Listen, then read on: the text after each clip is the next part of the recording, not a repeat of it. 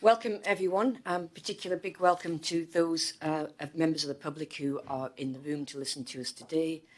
This is our meeting in public, and welcome to all of our board members sitting around. It's certainly Maggie's first board meeting with us.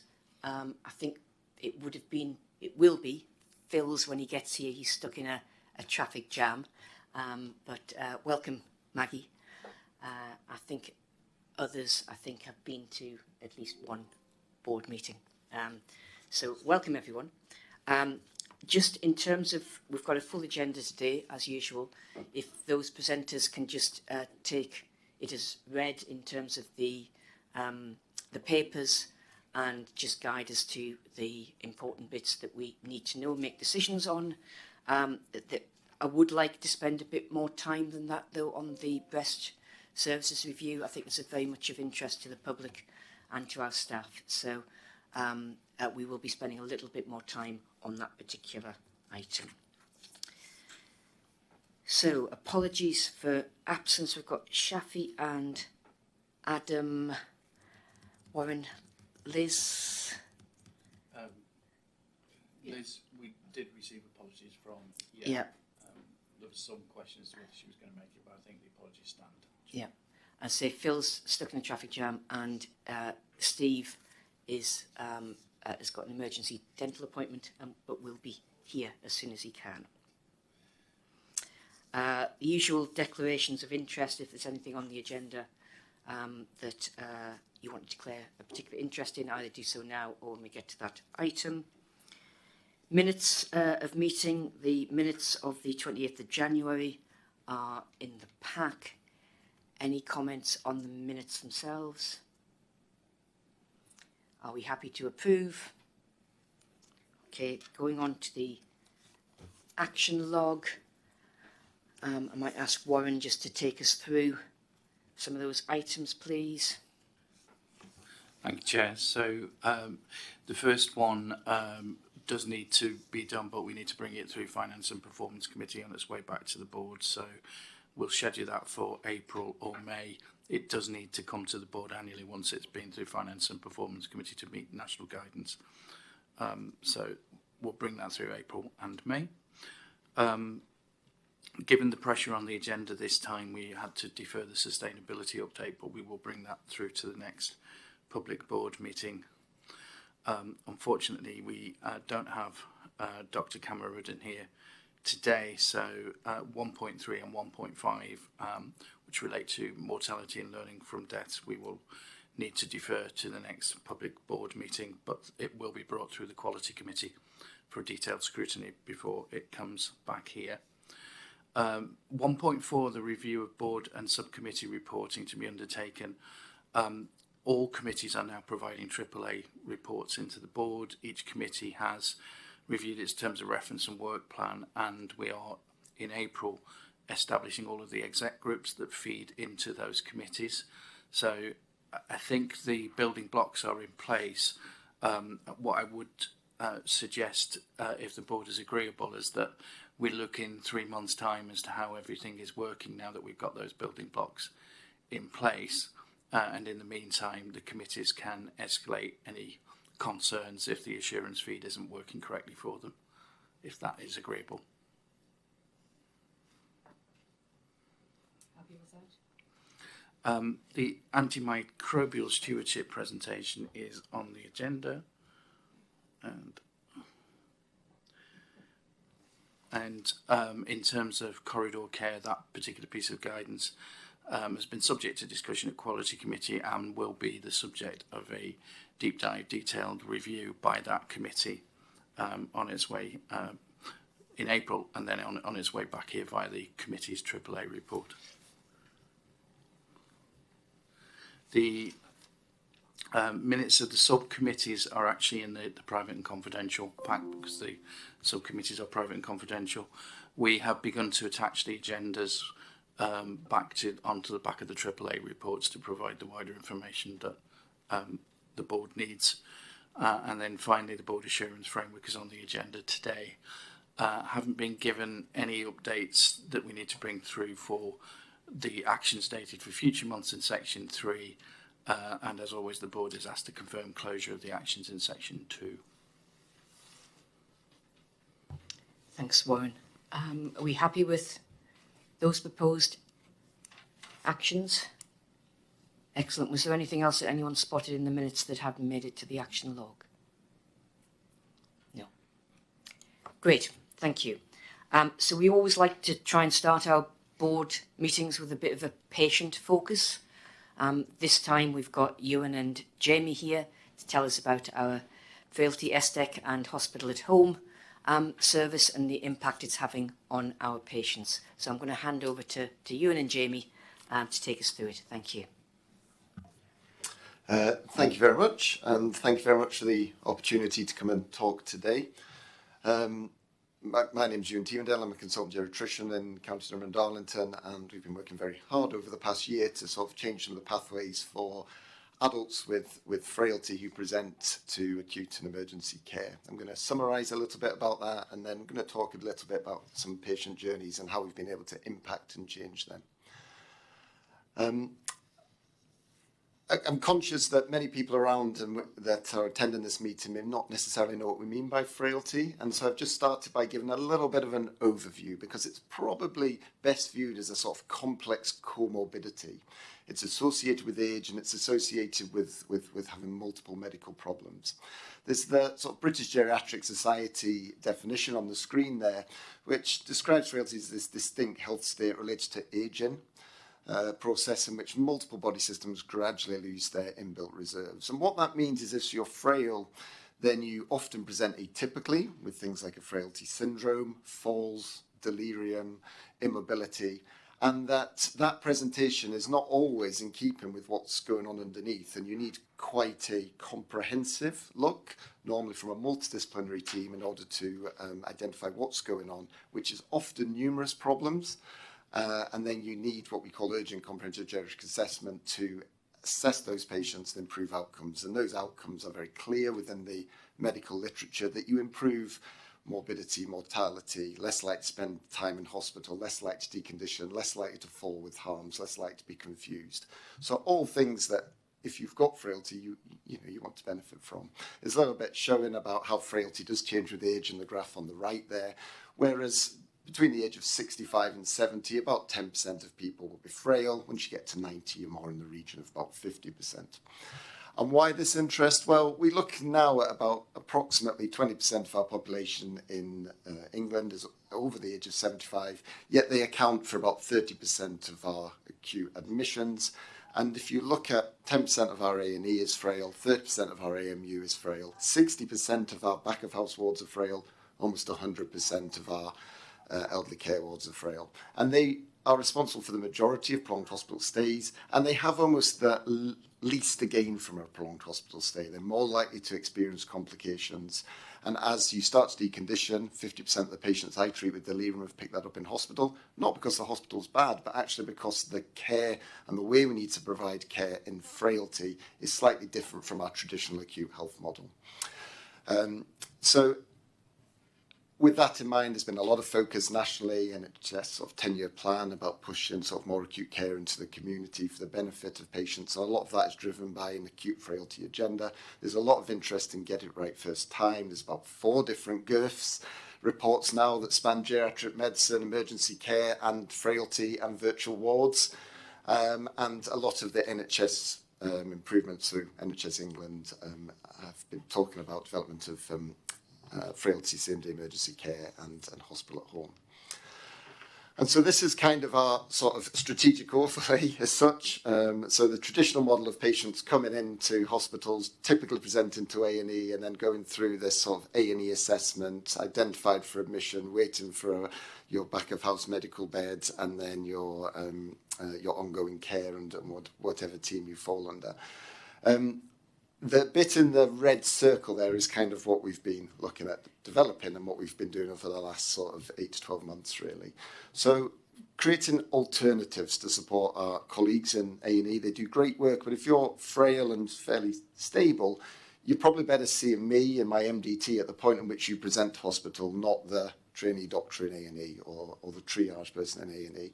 And so that geriatrician of the day, who can take phone calls from now paramedics, from GPs, from AMPs, I'll talk a bit about who's been calling us in a minute, and they can either point people to alternative pathways, and we're trying to work more collaboratively with our community colleagues in order to push down those pathways if it's more suitable, because once you're in A&E and you're in that queue, like I say, I'm a big fan. I work lots in A&E when I'm on call, but it's sometimes just not the right place for these patients. Or pulling them into our frailty same-day emergency care that we now have on both of our acute sites, stepping them up into our hospital at home model. So creating more options on the menu for patients who are complex, multimorbid, in order to get them on the right pathway.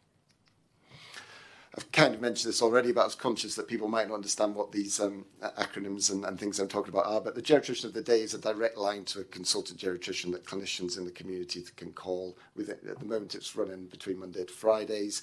And that's an example of that would be, yesterday paramedics picked up a patient who's fallen at home. They don't think they've got an acute traumatic injury, but they're a little bit more confused. They're not themselves, the family concerned, their obs are stable. What do they do with this patient? A&E's busy. They just brought them straight to our unit and we assessed them at a point of presentation to hospital. Within that acute frailty team that runs the frailty same-day emergency care is occupational therapy, physiotherapy, advanced nurse practitioners that we've developed over many years as part of our acute frailty presence, which improves flow through the hospital anyway.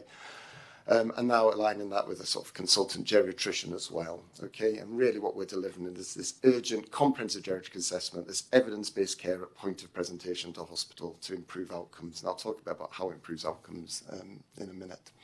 And then hospital at home is trying to deliver consultant-led care in people's own home. So the consultant, the practitioner, is actually seeing the patient in their own home and delivering treatments that ordinarily would be arranged only in hospital, so acute intravenous fluids, for example, and Dr. Thompson's going to run through some cases just to illustrate that. It gives a much better example to describe what we're doing than me trying to talk through the process.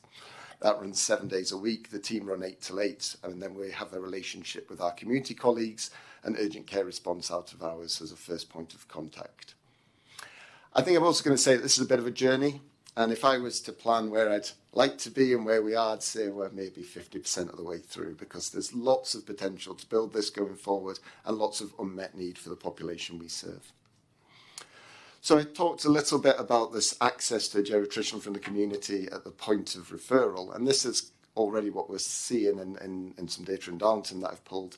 So we've had this consistent growth, and to put it into context, when we used to have a consultant advice line, we might get 3 calls a month.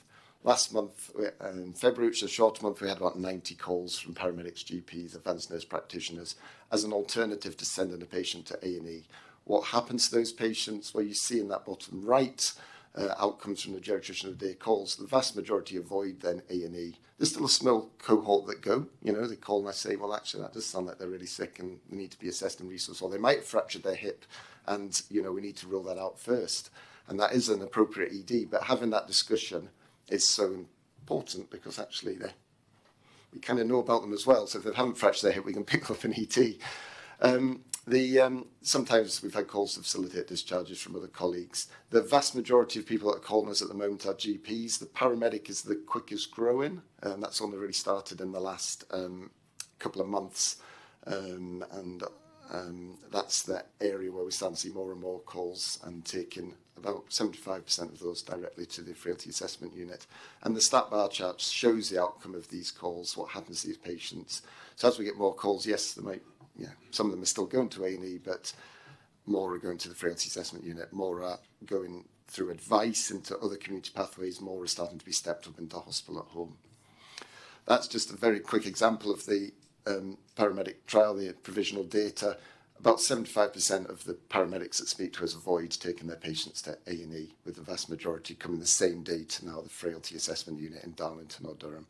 It's not quite as well developed in Durham at the moment, but hoping in the next month we will have that availability. It's happening almost organically because of the experience in the paramedics are having in Darlington. And there is a plan to sort of build that into the single point of access within community as well. So our sort of frailty ESDEC, so we've seen, not quite been open a year, but we've seen about 2,500 patients that ordinarily would have gone through it or have been and presented to A&E but have been pulled to frailty SDEC or would have gone through the acute medical unit. What happens to those patients? Well, if I give you an example to start off with, even with the frailty input into AMU, only about 15% of those frail patients go home the same day. And the frailty input into ED, about 30% do. On the frailty SDEC, when you can pull patients early, you have more time to work with them through the day, it sits at about 2/3 of patients go home the same day. So patients get seen, they get acutely assessed, they get acute diagnostics just as if they were in ED. I'm very grateful to my radiology colleagues that prioritise the CTs just as they would if they were in ED in our frailty SDEC, and my biochemistry colleagues that process the bloods quickly for us. But we provide that acute medical care aligned with the MDT care, and when we do that really quickly and organise it with our community colleagues as well, vast majority of patients go home the same day that wouldn't ordinarily. We've probably seen consistent growth. We're limited a little bit from things like space and resource, but already, about 2/3 of these patients aren't even on an acute site at the end of day one. When I started as a consultant in the trust here in sort of 2019, all of these patients went through AMU, and only 5% went home the same day. We're talking about 75% that aren't even now on the acute site at day one. It's an incredible sort of development, really, in improving flow for patients, and in getting patients on the right pathways and where they want to be. And the average time a patient spends in frailty SDEC is about 6 to 7 hours. We did some audit work as part of piloting some of this in 2023, and in the winter of 2023, if you were a frail patient that came to A&E, you could spend up to 17 hours there on average. So a drastically different process, much more dynamic and much more attuned to the risks that these patients will face when they present with acute medical problems. This just shows where the patients come from. So currently we pull about 2/3 off the what's called the DTA list, the decision to admit list from ED. So these patients are waiting to be admitted to medicine, but we pull them out before they get there and impact earlier. Some come from ambulance handover and waiting rooms, and we're starting to see a growth consistently in the community referrals as we share this with our paramedic and GP colleagues. And that just shows the sort of activity of the team, whereas on the far left-hand side, you see the blue and red showing we predominantly used to work in AMU and ED. You see now this green bar come in, and this is the frailty assessment unit. And you see that the frail patients are kind of the same numbers because we're not creating business, but what we're doing is pulling them out of ED and AMU and seeing them in a better environment, seeing them quicker and getting better outcomes for patients. This is some of the hospital at home data. We've had over 1,000 patients that have had their care delivered at home rather than staying in hospital. Most of these have been stepped down from hospital, so they've presented and then we've sort of taken them home rather than kept them there to deliver their treatment. They stay under the team for an average of about 4 days. Readmission rates are similar to national readmission rates for acute medicine, sitting around sort of 15%. Sometimes we step patients back up who deteriorate to our frailty unit rather than deteriorating back through ED, so they get sort of access through that pathway, and again streamline that continuity. I'm getting ahead of myself. Oh no, my key slide. So I talked a little bit about the summary of impacts of doing these things. So this is the activity of the acute frailty teams across Darlington and Durham in the 6 months prior to this intervention and the 6 months after. Okay, the referral numbers are almost identical, about 3,800 patients seen. The ages are almost identical. The average CSF, that's a score of frailty, so very similar levels of frailty and very similar levels of acuity. And we look at the number that have discharged home that day compared to the previous 6 months. Okay, so this is a 0 length of stay. At the day you presented to hospital, you were sorted out and sent home, and it's 62% higher since we've made these changes. Okay, so that's an extra 500 to 600 patients in this period of time that had a 0 length of stay and went home that day. And we already know from some of the other data I've said, you're not seeing increased readmissions. In fact, in some of the provisional frailty data, you are less likely to come back to hospital. So coming in, getting sorted, seeing the right team, the right diagnostics, making the right plans, getting you appropriately followed up leads to better outcomes it's common sense. And again, the number of patients that aren't on an acute site at day one, so that's making better use of our community hospitals, our site at Bishop Auckland, getting people closer to home, hopefully, that increases as well. And you see that now, from the cohort frail patients we see, whereas in the previous model, probably about a third of patients, or just under a third of patients, were going home or were in a sort of community hospital at sort of day one. It's now closer to 50%. There's probably actually growth within that. There's some difference between rates of activity between the two sites. There's probably some unmet need in Durham. There's difference in staffing levels between the teams. If you could standardise this, it's well possible that there is ongoing gains to improve flow for the trust and improve outcomes for patients that still exist and still not quite met. And that's just talking about getting patients home and improving flow, and they're really important things for maintaining organisational safety. But all of these patients are getting early specialist input. They're getting earlier treatment. They spend less time in hospital. They get better identification of delirium. They get better acute delirium management. They get better falls care. They get earlier MDT input. We collect data on doing more anticipatory care, and the patient satisfaction is very, very high. And I'm just going to let Dr. Thompson tell you about a few patient journeys and about some of that patient satisfaction. Hello. That's a bit loud, isn't it? So I'm Dr. Jamie Thompson. I'm one of the locum consultants in elderly care. So I'm going to share some of the patient stories from hospital at home. I'm mindful for time, so I'll try to just give a sort of a rapid overview. But as sort of touched upon, these are highly complex, frail patients with complex comorbidities. I've got 4 patient journeys that I'll share with you rapidly. So patient 1 was a complicated 75-year-old female in a care home with established do not resuscitate form and emergency healthcare plan. That care priorities to remain in that environment. She was multimorbid with long-term options, CPAP and respiratory comorbidities, diagnosis of dementia, schizophrenia, heart failure, chronic kidney disease, and had a catheter. I received a call from a GP to say that this patient was deteriorating with delirium and was unwell, generally unwell, and had grown a bacteria in her urine that was highly resistant to all oral antibiotics. The only option was one type of antibiotic that can only be delivered intravenously. We took that referral and we responded to that patient within a 2-hour window. We went out as a team, did a full comprehensive geriatric assessment.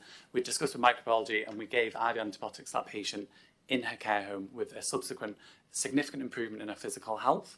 And we changed her catheter, we managed her medications, we discussed with the patient and the family. And that resulted in a patient who was deteriorating with a complex issue that we were able to manage in her preferred place of care without moving to the hospital.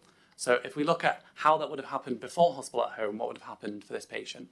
Well, option 1 is either no treatment would have been offered because the only option was one type of antibiotic, and that patient may have deteriorated, or that patient would have had to been conveyed to hospital. Whether they stayed the entire journey in hospital or whether they were there for 24, 48 hours and then maybe OPAT could have delivered antibiotics moving forward, because currently the OPAT team that we have are fabulous, but they won't give the first dose of IV antibiotics in the community. So it allowed us to give rapid responsive treatment to a frail patient and remain in her preferred place of care to someone who's got physical and cognitive frailty where hospital conveyance may have been less than ideal and difficult to justify. So rather than bring the patient to us, we went to her and we gave that treatment.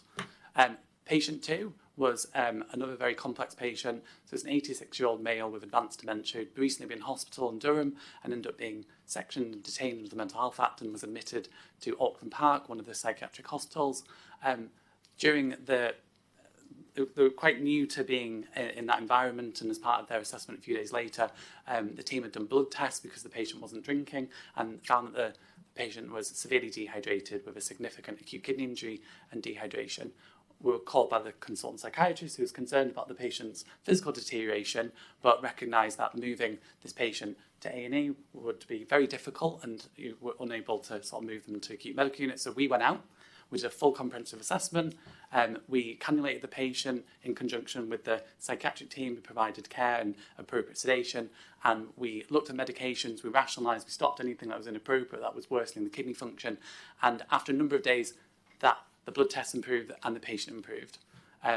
So again, that allowed this patient, who was very vulnerable and at risk of harm, being moved to different environments for sort of risk to cognitive and physical health, we were able to manage that patient appropriately, but in that same environment. So before the hospital at home team existed, how would that patient be managed? Well, option one is no treatment offered in terms of intravenous therapy, which would have potentially compromised a treatable aspect of their deterioration, or they would have been moved to A&E. And that is something that we've seen historically. This cohort of patients who are in psychiatric care at risk of physical deterioration, and the response to that sometimes has meant that patients have been moved to A&E, whereas again, if there's flexibility in the system and the services, we went out to see that patient.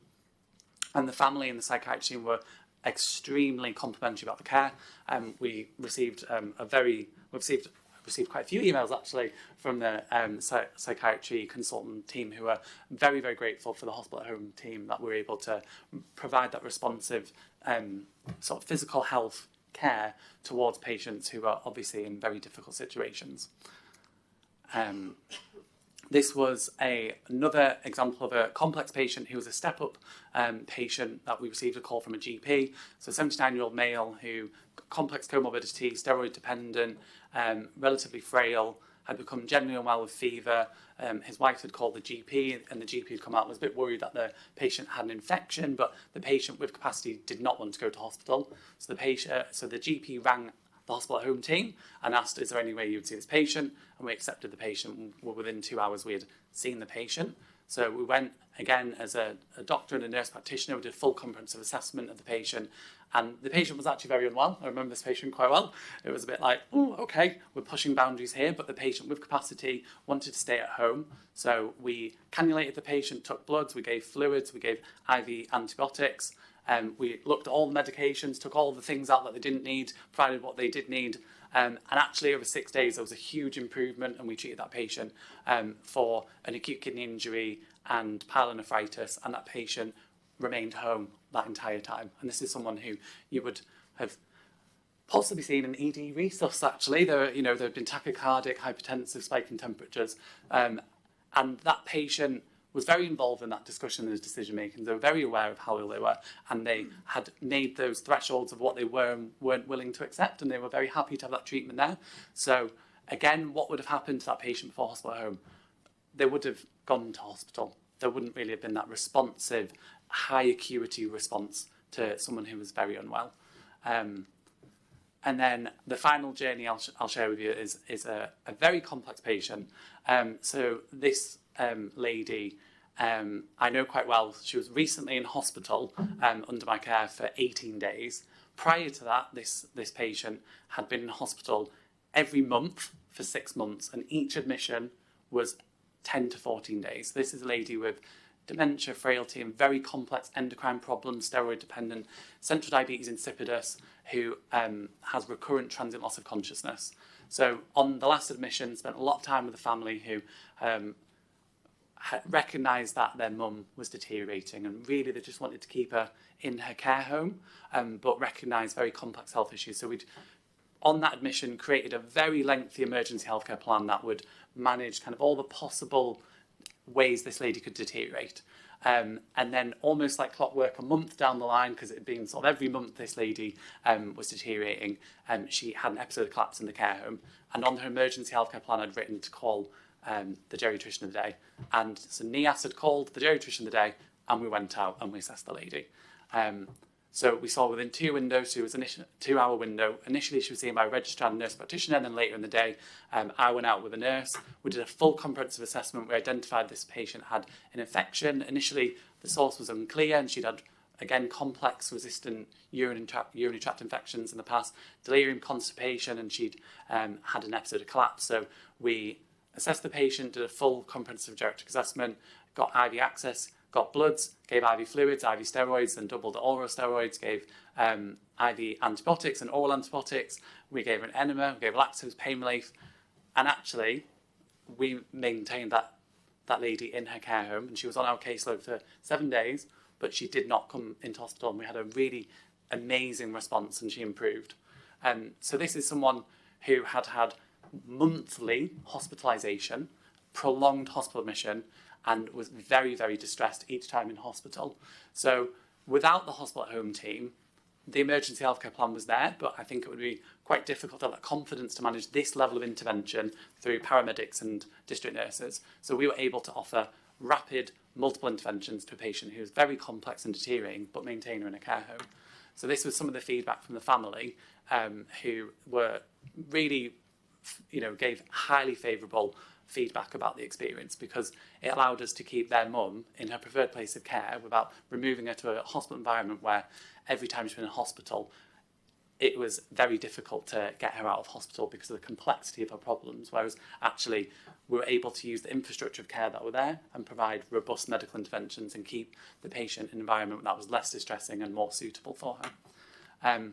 And generally the feedback from hospital at home has been brilliant.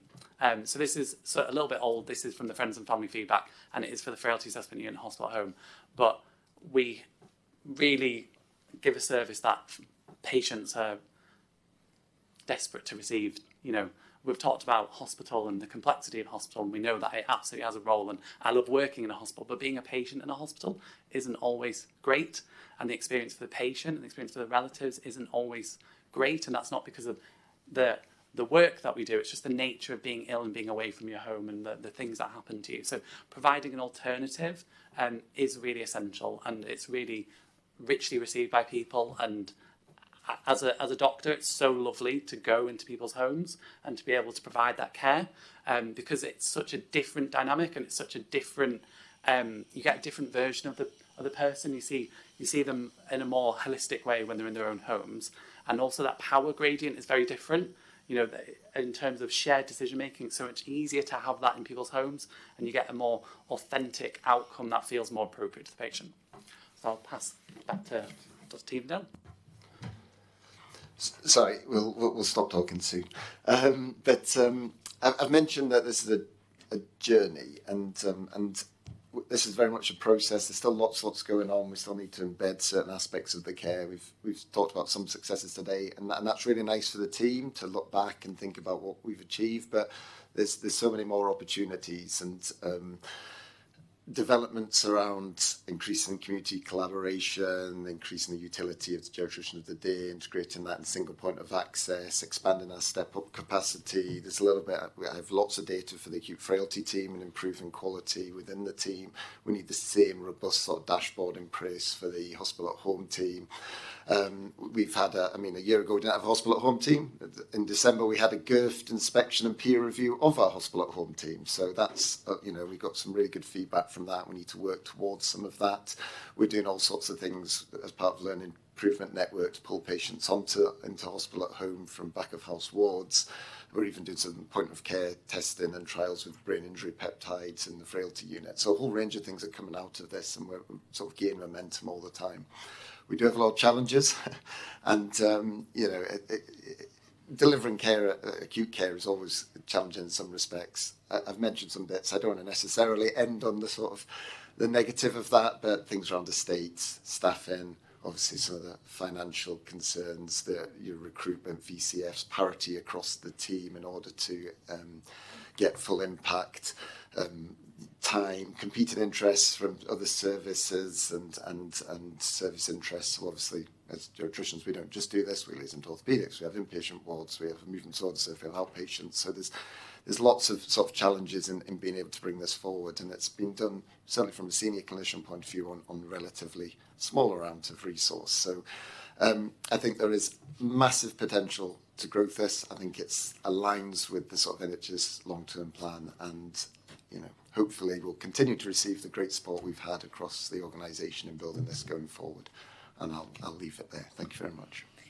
Ewan and Jamie, thank you so much for that. It's great to see that patient-centred care and the difference you've made to those people that you've dealt with. It's and to see the statistics in terms of the difference it's making on our flow, which is a really difficult part of both of our hospitals, but it is very difficult. So it's great to see that it's having that impact as well, and making that left shift that we need to make to care out in the community rather than in our hospitals. So thank you. We're a bit over time, but if anyone has any very quick questions or comments, I can take them. Steve.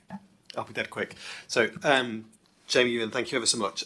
Just a couple of quick things. One, it's obvious to people, but just to say it, this is an example of what can really happen when you've got really good clinical leadership, really strong teamwork, and a team. I mean, we've had the privilege to come and see you in Darlington a couple of times, and the team spirit in a relatively confined space and what people can achieve is exceptional. So it's a really good example of all of those things and the outcomes it can have for patients. The second thing is, I won't go through your shopping list, Ewan, and commit to it right here and right now. But this is really important for us to think about strategically in the context of what our population needs and where we put our resource. So that is not a open checkbook clearly, but it is a point about, if you look at the needs of our population and the size of our relative services, elderly care is probably undersized and there are others that are probably oversized. That's not easy to correct straight away, but just in terms of when we do the work around the strategy, that is exactly where we should be thinking, but there'll be a pace around it. Some of the other stuff we can probably deal with a bit sooner. Thanks, Alison. Thanks, Steve. Wonderful. Thank you very much. A great start to our board meeting to focus us on patients and patient-centred care. So thank you both very much. Welcome, Phil. Do you want to come up and, wherever your name is, join us? So we'll move on to my chair's report. So just, there's a couple of papers I need to go through, but before that, if I can just give a bit of feedback on work we've been doing with the governors. So you're all aware that we're doing a bit of a reset alongside all of our governance arrangements in relation to the work that we do with our council of governors. We've had some Governwell training in, and we've had a meeting of the Governor Working Party that's looking at the way in which the Council of Governors will work moving forwards. We've also welcomed some new governors to the Council. They started on the 1st of February and are getting settled in.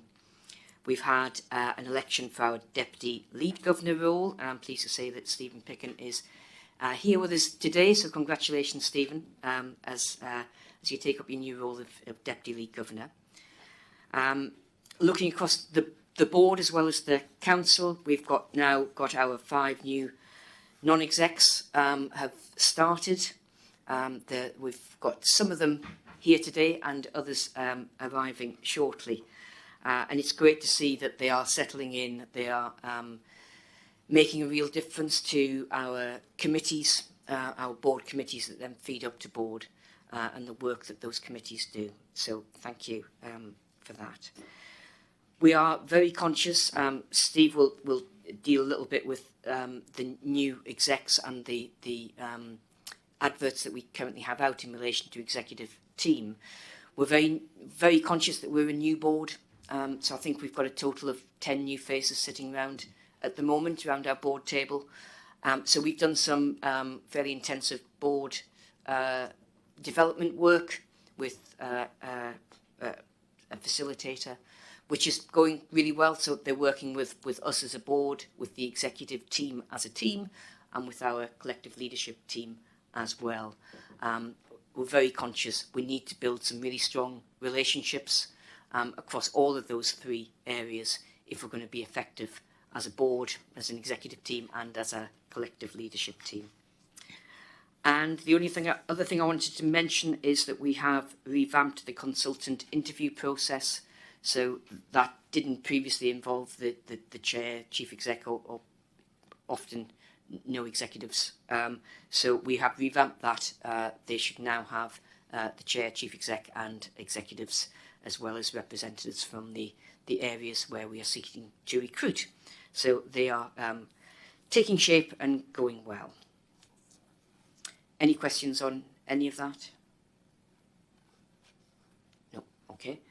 Just moving on to the couple of papers. So Titmus read the board visit paper, very conscious that we haven't had, since the change in leadership, a proper systemised approach to site visits to make sure we get out across both the acute and the community sites to try and see as many of our colleagues as we can, try and get their feedback, speak to patients as well. So there is a proposal there in relation to that board leadership programme. It will involve an executive, a non-exec, and, if available, a governor going out on very structured visits to various sites with then a feedback back into the board in relation to that. Margaret's been very instrumental in helping us with that. I don't know if there's anything you want to add to that, Margaret.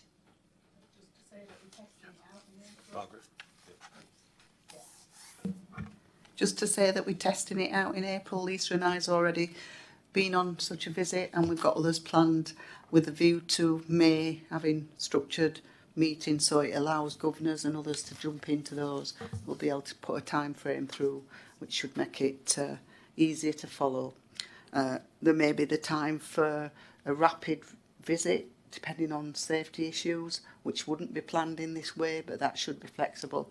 And it doesn't stop executives doing their normal visitings, and it doesn't stop the chief executive chair, who does lots of visits into wards. This is very purposeful, and it's got an assurance process with it. That's the difference.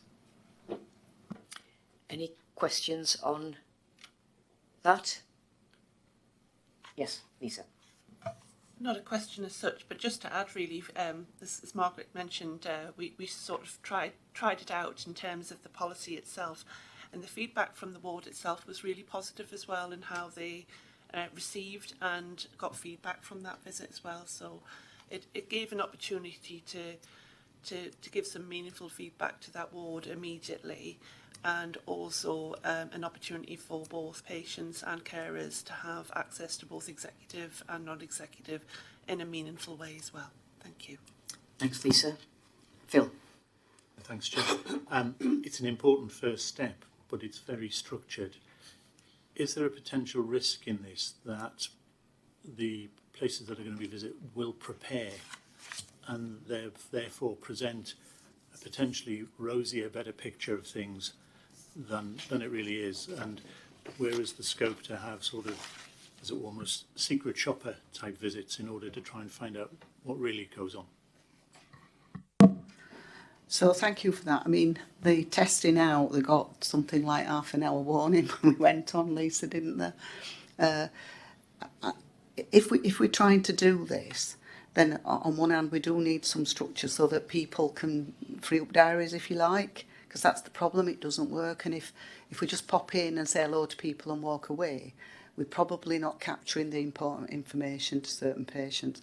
As the policy states, it doesn't stop us doing it what we reference to a rapid one. So an unplanned one, if you like, we're not warning anybody, we're popping into there.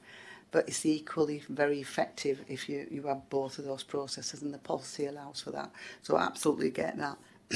This is strengthening, if you like, the board leadership assurance visit. It's not with a full board assurance, with a full assurance process, that peer reviews are happening, external people coming in that's sitting underneath this as well.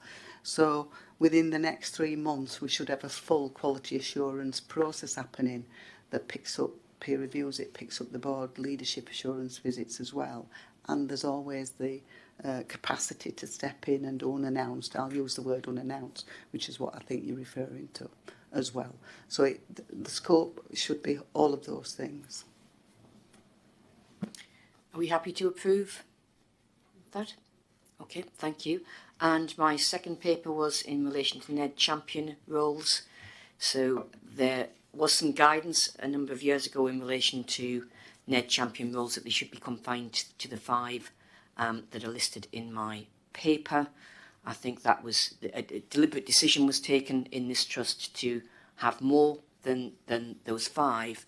But I think a combination of the pressure that the NEDs are going to be under in terms of the need to scrutinise their various committees and with the challenges that we have, and the fact that I think some of those other roles are really should be across the board. I think for me the downside of having champions is that people then decide that person's the only one that needs to know about whatever the subject is.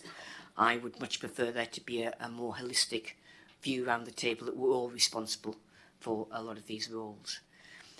So the 5 are set out there. Are we happy to agree that those should be our 5 champion roles, and that the other roles that we have been doing as champion roles will go back to being full board responsibilities?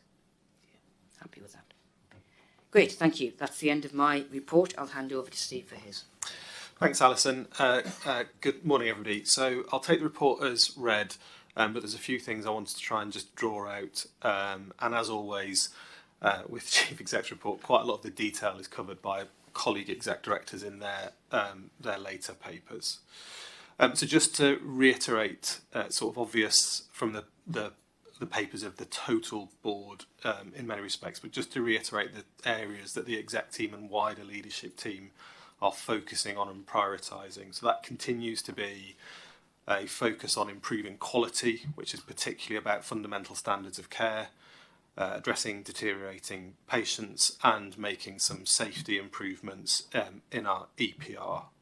The second is particularly around improving and embedding the governance changes that we're making, that again colleagues have referenced.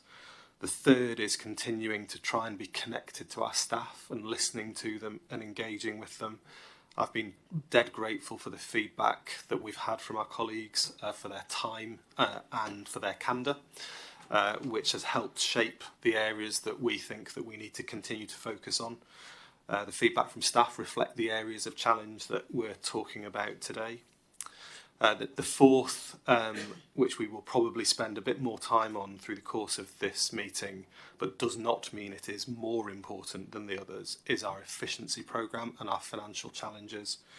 And all of those things are really about the fifth priority, which is trying to rebuild trust and confidence within the organisation. So between our colleagues and the leadership team, and between the organisation and its communities, and our key stakeholders and regulators.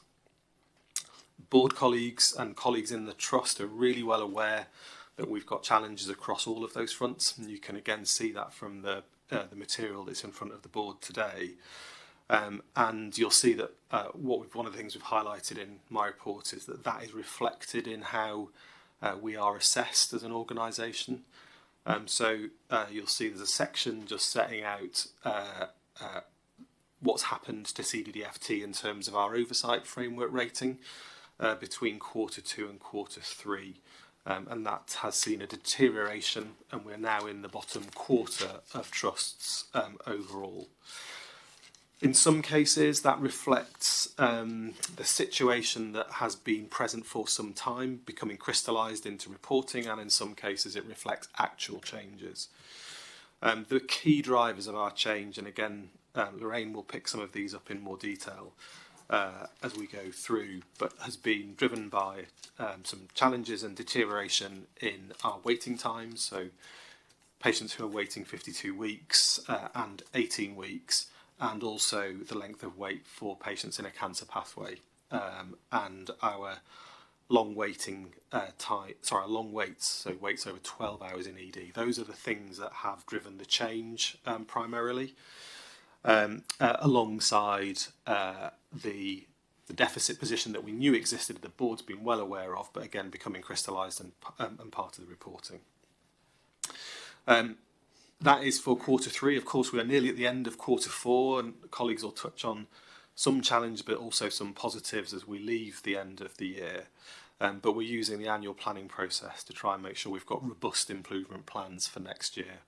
And Martin Knowles, who chairs Finance and Performance Committee in particular, and Adam, who chairs Quality Committee, are pressing exec colleagues rightly to make sure we've got robust and credible plans that the committees can be assured about and that we can be confident in delivering. It's not in my report, but the other half of the oversight framework is something called the Provider Capability Assessment, which is a judgment on the capability of the organisation. It's not a complete well-led review, but it has some similar features. Not all board colleagues will be aware of this, or they'll be aware of the the assessment, but the content for CDFT. We assessed ourselves back in October. Feels like only yesterday. So some time ago, and colleagues will be aware there's an awful lot going on in the trust at that particular point, with significant leadership churn, board changes, and challenges associated with the governance reviews and some of the findings. So we did a self-assessment which we submitted to NHS England, and in the last probably 4 to 6 weeks we've had confirmation back of what their assessment of us is. It's very similar. Our assessment was amber red. NHS England have rated us as red, so they're slightly less confident than we'd suggested in our assessment. So that again has been shared back with us. It reflects all of the things that we know we need to do and are part of our improvement plan. So our focus is worrying less about the colour and much more on making changes that will improve the organisation and the services that we deliver. Jill will pick this up in more detail in her section, but this is just a brief update on our response to the 2 Section 29A warning notices.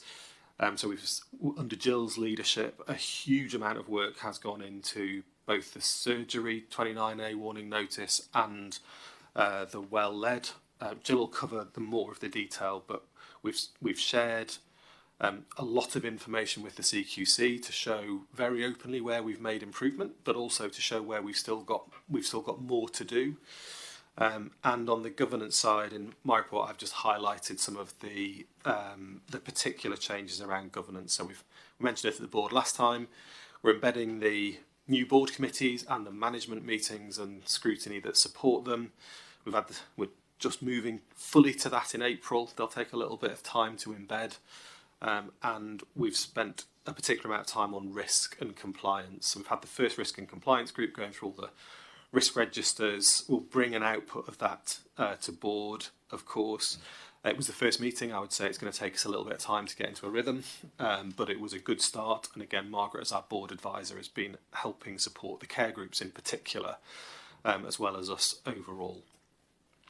And then the other thing, just to say on governance, colleagues will be aware that the previous board assurance framework was quite big and probably wasn't helping the board focus on the key issues. Warren's done a huge amount of work with colleagues on an updated board assurance framework, which has gone through the committees and will come to board hopefully next meeting.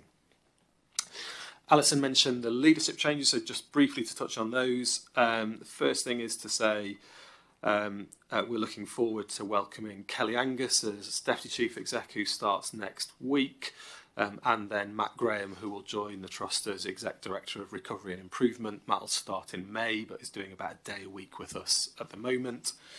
And it's not to single out 3 colleagues, but it's just because we have particular changes with the adverts being out. But Jill, Rob and Shafi, who are our interim exec director colleagues, who are doing a great job and feel like they've been with the trust for forever, actually. We have advertised those substantive roles. We've got a recruitment timetable that should see us hopefully making appointments in around April time. And again, colleagues will be well involved in that. The other part I just wanted to raise with board, and again Rob will cover this a little bit later, but we'll also probably cover it in the private section as well. There's been a huge amount of focus for every NHS organisation on the plan for next year. Now the plan is about all of the things that we do, so it is about quality, it is about safety, it is about how we work with our colleagues, and it is also about value for money. And the board will be aware that we've submitted a few times now, but we've had a main submission which covered how we would deliver against the key access targets and also how we would return to break even over a period of time. So requiring efficiency and cost reductions of 5% in this year, 5.5% next year and 6% in the third year.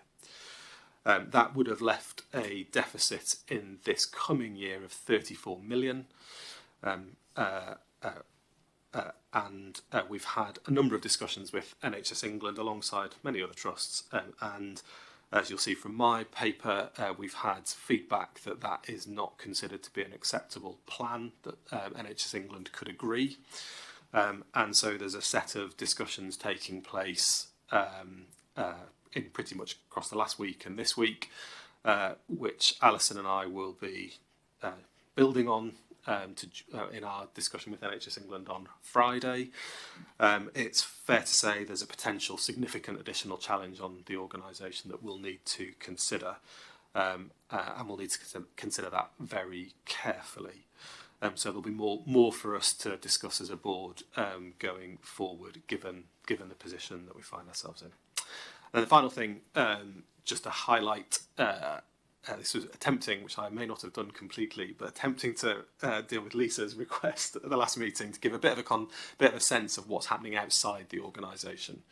I haven't included in here an update on the County Durham Care Partnership, which is the forum for this part of the patch that focuses particularly on some of the stuff that Ewan and Jamie were talking about around neighbourhoods, and we'll come back to that. But what I have done is just given the board a summary of the key kind of policy and priority documents that have come out of NHS England, and just giving the board a bit of an awareness of how we're proposing to take those forward. You'll see they're very, very consistent with the areas of focus within the organisation, whether that's strengthening our patient experience work or indeed improving safety through Martha's Rule, etc., etc. So I'll stop there, Alison. Happy to take any questions. Thanks, Steve. Any questions for Steve? Lisa? Can I start with a thank you, Steve, for picking up my point from last time? I'm still going to ask you about it, though. For all the reasons you've outlined, we've had a very internal focus across the organisations, and that's well understood across the board. But in order to move forward as an organisation, our partners are key. So how we engage with our partners, both locally in Durham and Darlington, will be key to helping us think about the future. So how the organisation plans to do that going forward would be helpful to understand. And then if you could say a little bit more about the strategic alliance we are hoping to achieve with Sunderland and South Tyneside in terms of timescales for that. Thank you. Do you want to do that? Yes. Yeah, thanks, Lisa. We're really fortunate to have really good relationships actually with both local authorities in particular, so County Durham Local Authority and Darlington Borough Council. They're different because they're different places, but they've both got really strong sort of partnership forums that we play into. Being honest and reflecting the point you've made, Lisa, we have not played into those as strongly in the last 5 months as probably previous colleagues were able to do. That is partly why we've strengthened the board, so Kelly will take a particular role in developing and furthering those relationships alongside Jen Steele, who's Director of Integration of GP from Darlington. I think the two patches will develop and emerge differently. One of the things that we need to make sure we're continuing to do, and probably strengthening the way that we do, is engagement with primary care. That's particularly important given the ICB changes. We have probably relied on the ICB to convene, to help coordinate and to run programmes of work. And with the ICB changes, that is going to shift away.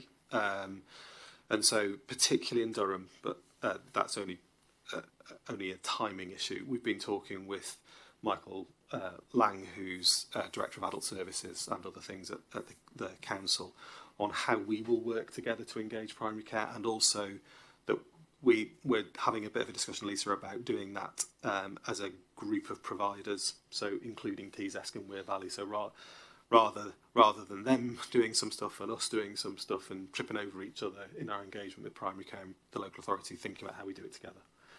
So early discussions, happy to come back on that. And then just on the strategic alliance, so this came to board and has been to governors here, and South Tyneside and Sunderland's board have received the MOU, our collaboration agreement, which is to reflect our intention to develop a partnership, an alliance with Sunderland and South Tyneside in the interests of patients.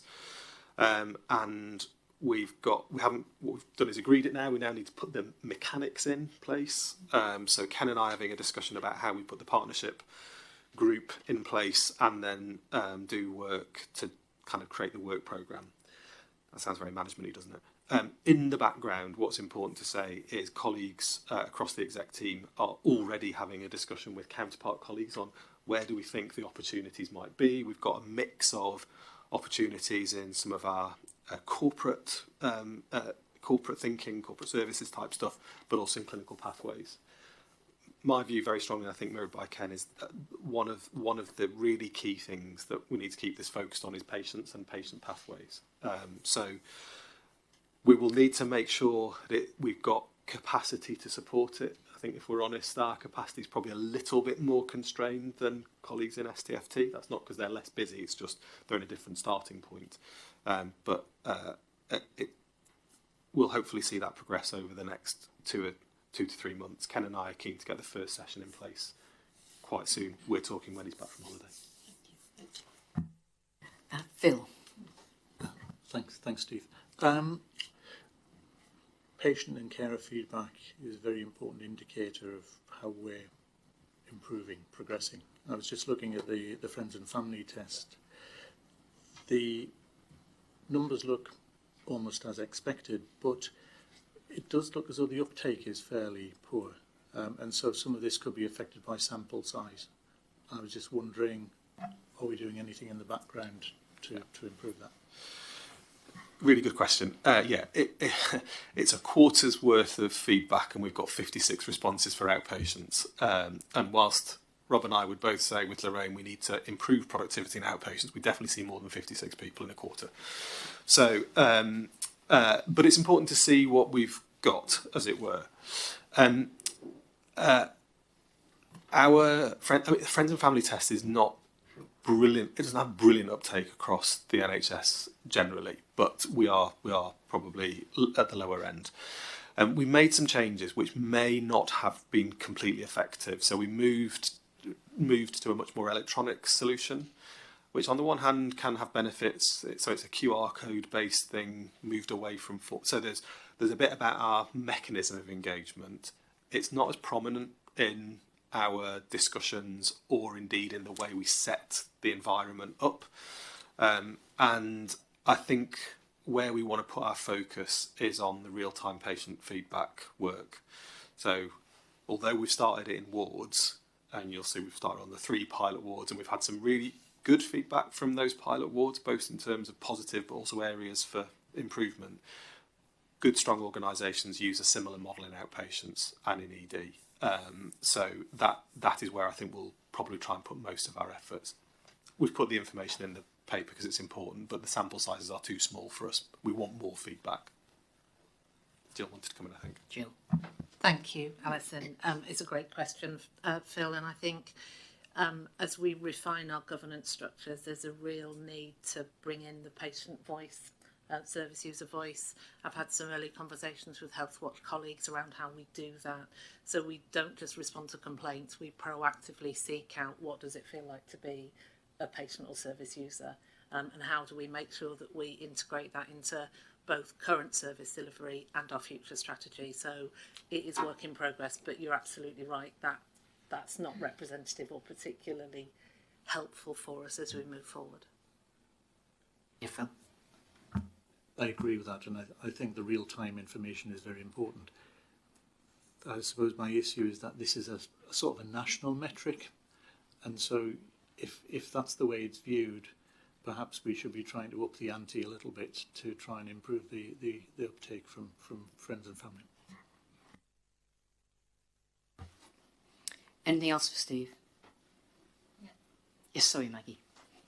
Craigie. My first one, and I'm going to go really negative, sorry. Steve, you referred to obviously the plan and the fact that we're going to be hold back over to review it again. I'm just curious, what's the appetite or the understanding across the board of people in terms of how potentially impactful that will be in terms of our finances? Do you mean the sort of plan review, Maggie? The planned review and actually the impact of, you know, if we have to cut our cloth accordingly, where is the real appetite to do that? Yeah. So where we focus so far is on trying to understand what drives our current position, and that would be explored in a bit more detail in the clinical strategy work. We've used the information that we've got available to kind of come up with a bit of a hypothesis about the areas where we need to particularly focus in this year. We have a bit of a sense from that work about some of the more strategic changes in years 2 and 3. I think the challenge for us is we were probably trying, because we're starting from a relatively low delivery on efficiencies. On the one hand, that means you've got a bigger opportunity technically, but on the other, the muscle memory in the organisation to deliver change of the order is very different to what people have been used to. It's been much more of it won't feel like it, but it's been much more of an invest. So we've actually invested, 20 million quid a year for the last few years, whilst delivering about 1-ish% of recurrent cost reduction. That's quite different to other organisations. So that's what people are used to. So to go from that to realising the opportunity and being in effect encouraged to bring forward year 2, it is quite an ask. We were trying to do a bit of a build capability and then deliver, but the year 1 position nationally means that might not be possible. So I think what we would have to be clear about is, so we don't have a plan to get to where we may be asked to get to, and I would stress those discussions are fluid. So we haven't settled on anything. That's a board decision anyway. But there are some options to go further, but they need some careful thought. So it will be a balance. So that what we've said as a board is safety is first, and then we need to look at where we've got opportunities to improve what we currently deliver and where we might bring forward some of our potential changes from year 2 into year 1. Bob. Yeah, I just wanted to build on that. We've been doing a series of trust-wide communications, so hour-long sessions. We've done 3 now. 3 now. We've had about 200 or 300 people attending each one so far, and this is in the spirit of the openness and transparency that we've begun as a new leadership team. I have to say that the sort of feedback's been largely positive, even though the messages have been quite tough. But as Steve alluded to, one of the things around us not delivering as much as others have over recent years is that the size of the opportunity is quite significant. And when we present some of the data that is nationally recognised, data available for everyone to see, the response has not been too negative. It's not been initially just to reject it. It's actually been, well, I didn't know, or that's quite interesting. Where can I find out more? And we've opened communication channels for people to submit ideas on how we can make improvements. And again, the positive messages from that has been that we've had more than we can cope with at the moment in terms of ideas. So we're trying to capture all those so we can show that we're listening, taking action, and then feeding back to staff that their input has been really useful. So there is some positives in there. Okay, thank you, and thanks, Steve. We'll note your report. We'll go on to the Integrated Improvement Plan. Jill, we're getting a bit behind time, so if you could, thank you. Thank you, Alison. I will take the paper as read. The paper details progress in response to the warning notices received by the CQC in 2025 following the inspection of surgery and our well-led inspection. In terms of response to the CQC, we were required to demonstrate significant improvement from a surgical perspective by the 2nd of March of this year, and from a well-led perspective by the 22nd of April of this year. We are clearly sharing our improvements with both the CQC and our other regulators and commissioners via the Integrated Quality Improvement Group. The paper focuses on, if I first start on the well-led actions, which there is crossover with our Albury action plan, and the paper talks about the areas of focus in terms of risk management, clinical governance, clinical audit, financial governance, and learning from incidents and complaints where we're required to strengthen our processes. In terms of the action plan for the well-led, the majority are on track and there's good progress. We've got a number of actions due at the end of March, and we're on track to deliver those. We have 3 areas where we're off track, which I'll just briefly touch upon. One is around our board cover sheets, and that's an issue around consistency. The action has been done, so it's just to make sure it's embedded. The second one is around a communication campaign around incident reporting. We've got more work to do, albeit we've embedded training around incident reporting in our general training, and also for managers. We've trained over 300 of our managers in terms of incident reporting, duty of candour and complaints handling. The third one is a system issue that's actually going to be resolved next week. It's actually how we capture some of our complaints and incidents to make that more effective. So that's going to be complete next week. We agreed at Quality Committee, where we went through all of the information in detail, that we would, from a well-led perspective, send Quality Committee members and board members a weekly pack, as we did for the surgical action plan, so people can see progress is continuing.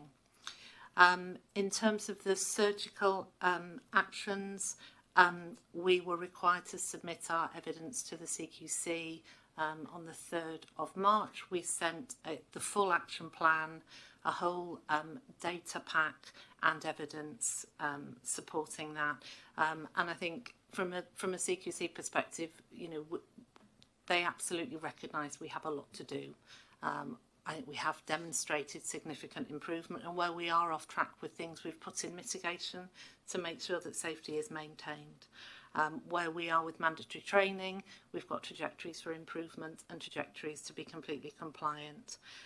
In terms of our current focus, is around, and we've been doing this for a number of weeks now, the actions that have arisen from the surgical inspection, making sure that they are understood by all care groups. So we're tracking improvement across all of our care groups. The key thing for us now is around how do we embed these improvements and sustain them and translate them into business as usual. I think it's fair to say we are where we are because of a lot of oversight and tracking and monitoring, and we need to make sure this features in our accountability framework, our performance management and business as usual, so that it happens routinely. We've had an engagement meeting with the CQC on the 16th of this month. They didn't have any follow-up questions in terms of our submission. So that was a positive meeting, and we will carry on routine engagement and liaising with CQC as required. And we anticipate our inspection reports in the coming weeks. We have inspection reports for well-led, for surgery, and also for community services that was inspected. The paper also notes our new Deputy CEO, who is starting next week, who will have a key leadership role in our overall integrated improvement plan, so that we have really robust systems and processes to test evidence and test assurance, and a process of sign-off. If something is slipping from a timeline perspective, what's the mitigation and what's the action to get back on track? So happy to take any questions, Alison. Thank you, Jill. Questions for Jill? Phil? Just one. You touched on business as usual. When do you think we'll achieve it? Because this work takes up a huge amount of time in terms of oversight and to get people back to doing what they need to do. Yeah, thanks, Phil. It's a great question. I mean, there's been a huge amount of work that Margaret has led in terms of our systems and processes and governance. The key piece is around accountability, equipping our leaders to do this as business as usual. And I guess it's our trajectory to sort of move away from this daily, weekly oversight to much more systematic performance and quality review meetings, that we look at that data on a monthly basis, so we keep oversight of it, but that it becomes as business as usual. But it's how we move away and in what time frame. Well, it's one aspect of that cultural change that we need to do across the entire organisation in terms of that accountability and responsibility. So we'll take that for assurance, Jill. Thank you, and note that you'll be informing us on a weekly basis of where we are prior to submission on the 22nd of April of the well-led response. Thank you. If I can move on to the breast review report, I think this is an area that's of great interest to public, staff, and therefore if we could spend perhaps a little bit more time on this than some of the other items. Thank you. Thank you, Alison. The paper gives the board an update on our breast services improvement plan. I think I'd probably just like to start by saying, whilst the report details our progress and our current service, which is incredibly important for the here and now, it doesn't diminish our responsibilities for past service failures and for the harm that we've caused to women in our care, for which we continue to reiterate our sincere apologies. Progress continues to be overseen and supported by the Integrated Care Board and NHS England, who we meet on a fortnightly basis. The report covers a number of elements that both Lorraine and I will cover. We will talk about our current services and the improvements in outcomes. We'll talk about the current look-back activity and work to define the scope of the look-back, service capacity and working across the system around the model moving forward. We will touch on the action plan from the Royal College of Surgeons and then talk a little bit about our governance and communications. So if I can start by talking about our current service, and the paper details the improvements that we've seen both in terms of input and service provision but also in outcomes. You'll see in the paper that we have modernised the service in line with best practice based on evidence-based guidance. We've brought in additional clinical expertise and strengthened the multi-professional working and really modernised our one-stop clinics and upgraded our imaging facilities. You'll see in the paper that the measurable difference that has made in terms of outcomes for patients in our services, and I'll just tease out some of the improvements that we have seen. That the number of women needing a mastectomy has fallen to the national average. More than 80% of our patients now have day case surgery. Far fewer patients are having diagnostic surgery. And over a third of our cancer operations now include advanced oncoplastic techniques, which are far better from a patient and experience and recovery outcomes. We have got supported patient initiated follow-up programs, so there is a direct line for patients to contact the service.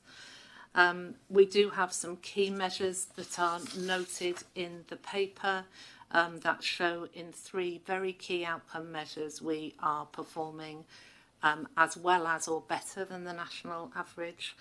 You can see in terms of breast conserving surgery, we are now performing better than the GIRF standard. Similarly, from a re-excision perspective, where a lower percentage is better, our rates are lower than the GIRF standard, and we've made progress in terms of immediate reconstruction. We clearly internally look at our outcome measures, but that's also been recognised by the Northern Cancer Alliance in terms of the improvements that we've made. If I can just talk about the look back exercise, we are focusing currently on 2023 to early 2025 when practice changed, and that review is happening concurrently to our conversations around how far back we should look. We do have a number of independent expert reviewers who are undertaking that review for us, and we are looking to onboard a number of others, recognising that we really want to improve the pace of reviewing the cases. We're also looking at how far back, what's the right time frame to look back, and we are seeking a rounded view from experts and service users and legal representatives in terms of what is the right time frame to look back, and we expect to be able to have a recommendation in the coming weeks. Our clinical reference group have been asked to give a view. We have already done some work with patients. Our patient safety partner has done that, and the Northern Cancer Alliance are going to undertake some focus group work for us. We're also learning from trusts who have undertaken reviews and recall of patients nationally, just to get some learning and share from their experience. In terms of current case reviews, we've reviewed 357 cases. Sadly, 45 patients have suffered moderate harm and 9 have suffered severe harm, and duty of candour has been discharged in all cases in line with expectation. So I think I'll hand over to Lorraine. Thanks, Jill. With regards to the regional model, work continues across North East and North Cumbria to develop a safe and sustainable breast service, not only for County Durham and Darlington, but actually across the whole system. And I think it's fair to reflect that other organisations are also feeling quite a lot of challenge as a consequence of the cap in referrals that remains in place within the organisation and has done so for quite some time now. One of the options that is being considered is a partnership agreement with another local foundation trust. The relationship will include clinical leadership from both a radiology perspective, but also from a breast surgery point of view. There will be formal governance links between ourselves and that other foundation trust, as well as feeding the outcomes into the national data sets, but also the Northern Cancer Alliance. And that will predominantly look at some of the measures that Jill has reflected on in terms of patient outcomes, but also patient experience. In addition to the clinical oversight, there will also be the ability to support from a rebuilding of service and confidence point of view, including some of that recruitment. And I think it's fair to say that the stability of the service currently has been quite challenged as a consequence of workforce being uncertain around the future of the service within County Durham and Darlington as it stands. In terms of the current patient provision and waiting times, unfortunately they do remain longer than we would seek them to be, and we have quite a large number of patients that are still outstanding waiting their first appointments. At the end of February, that was around 361 patients.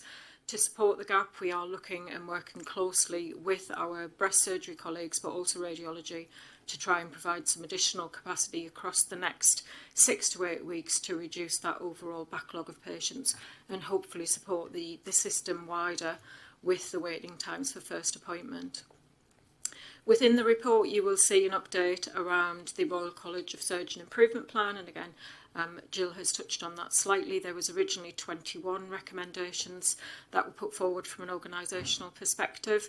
5 have now been completely assured in terms of evidence has been gathered and they've been audited as a consequence of the progress made. 5 are complete, but we're still working through the audits that are required to provide that assurance, and 12 continue to be a work in progress. Some of those do include aspects of the regional model and therefore unable to be completed at this point in time, but work does continue to be completed, and that is monitored internally on a fortnightly basis.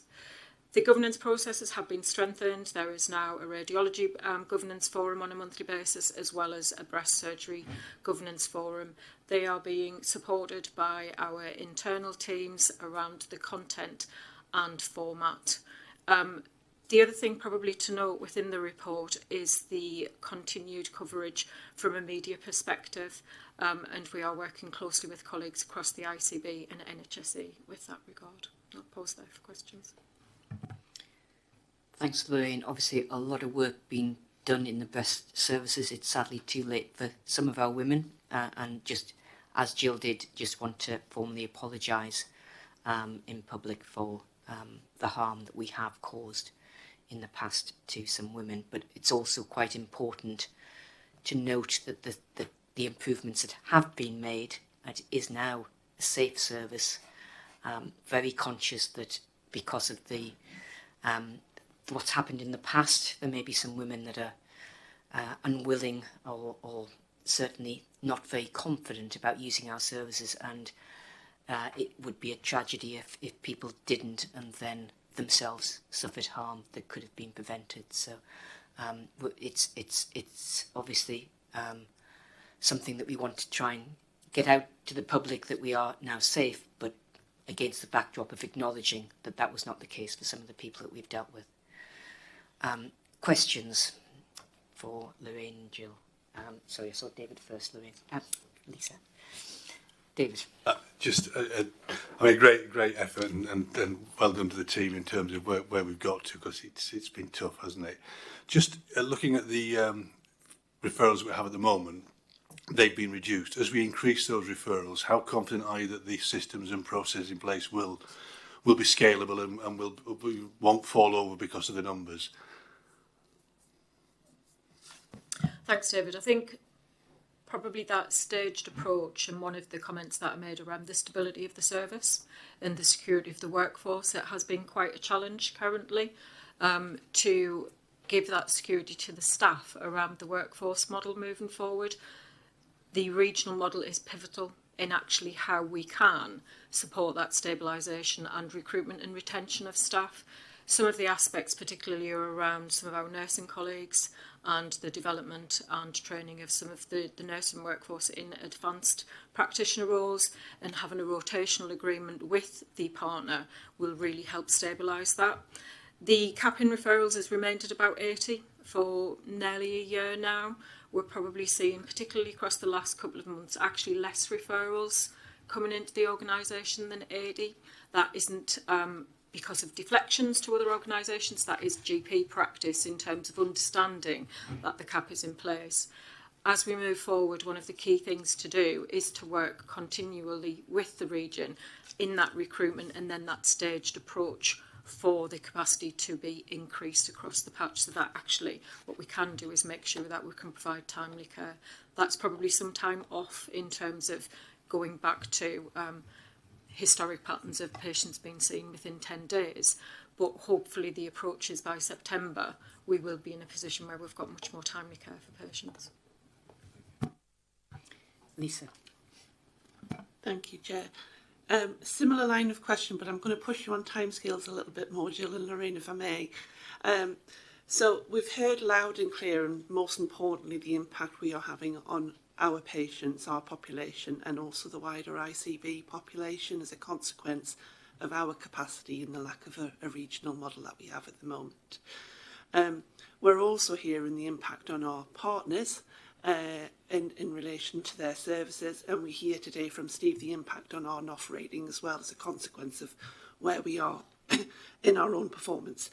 So my question, similar to David, was excuse me, when do you feel we will get to a better place, both with the regional model, because we've been on this journey for a little while now, but the regional model will be key to a capacity across the ICB and also our own capacity to deliver. I heard you say we're going to be in a better place by September. I'm not sure what that would be in terms of that, so if you could articulate that a little bit further for us and just give us a better understanding around the regional model and the timescales for implementation of something that will have an impact on our patients. Thank you. Thanks, Lisa. So it's a very challenging question, and particularly around putting specific timescales on that. There's quite a lot of variables that have impacted, particularly on the available capacity, one of which is the current number of consultants within the environment and the ability to stretch that capacity. Some of the additional challenges aligning the radiology team and being able to have radiology aligned with the surgical capacity, particularly around that one-stop breast clinic.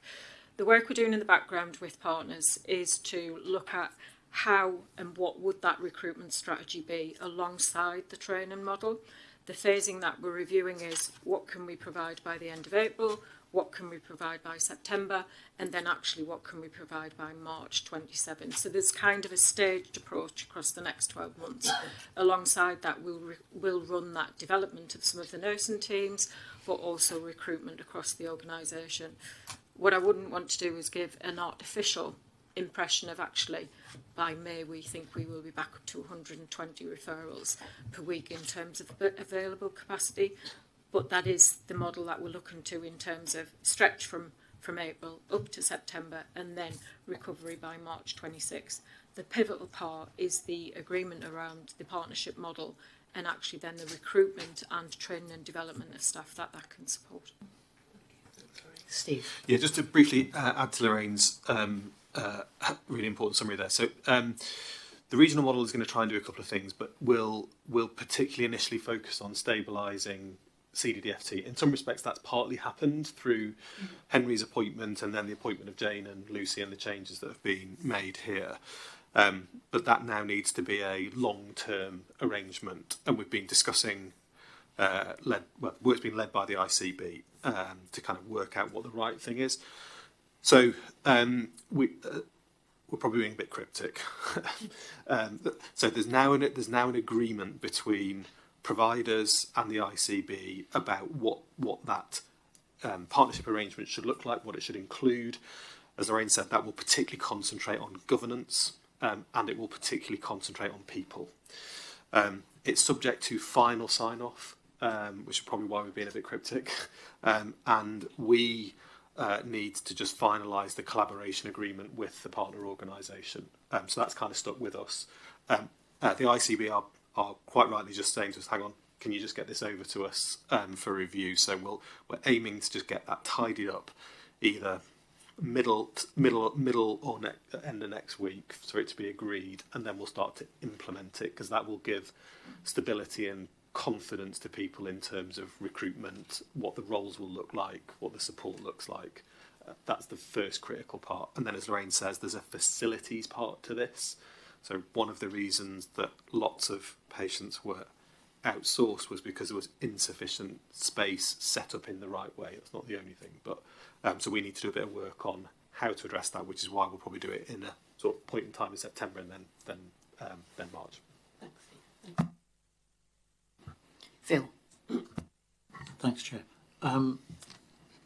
Firstly, within the report, that little graph about the change in surgical approach is hugely impressive, and that shouldn't be forgotten. And I think that message needs to get out so that our patient population and families are aware that those changes have been made. I think a secondary element of that is it's around something about training, which also then leads to improved recruitment, because if you're delivering those standards in a pressurised service, what can you do if you've got more people? And that does bring people on board. So I think that's just an observation. My question, sorry to follow on the sort of the where we are with the partnership, but what does partnership mean to local patients getting this local service as opposed to having to travel? Yeah, so I can have a stab at that. So I think that means that the patients, so the arrangements around governance will mean patients can have confidence that the service will meet or exceed standards, and that there will be good, strong, multidisciplinary clinical oversight from a larger group of people than previously existed. That's the first thing. The second thing is, I think it will mean our communities can have confidence that we will be able to recruit highly specialised clinicians, whether that is nurses, medical staff, etc. And in time, we would hope to restore the point you've raised, Phil, about training, accreditation and rotation of staff. So I think that's what it should mean in practice for people. Anything else on that? No. Okay. Well, we'll note the Royal College of Radiologists review and our response to that, and we'll take for assurance the current standards in relation to our breast services and the improvement in outcomes for patients in that service. Thank you, Jill and Lorraine. We're moving on to our quality section. I'm going to ask Lisa to do item 9, the AAA reports, and then we'll take a 5-minute comfort break.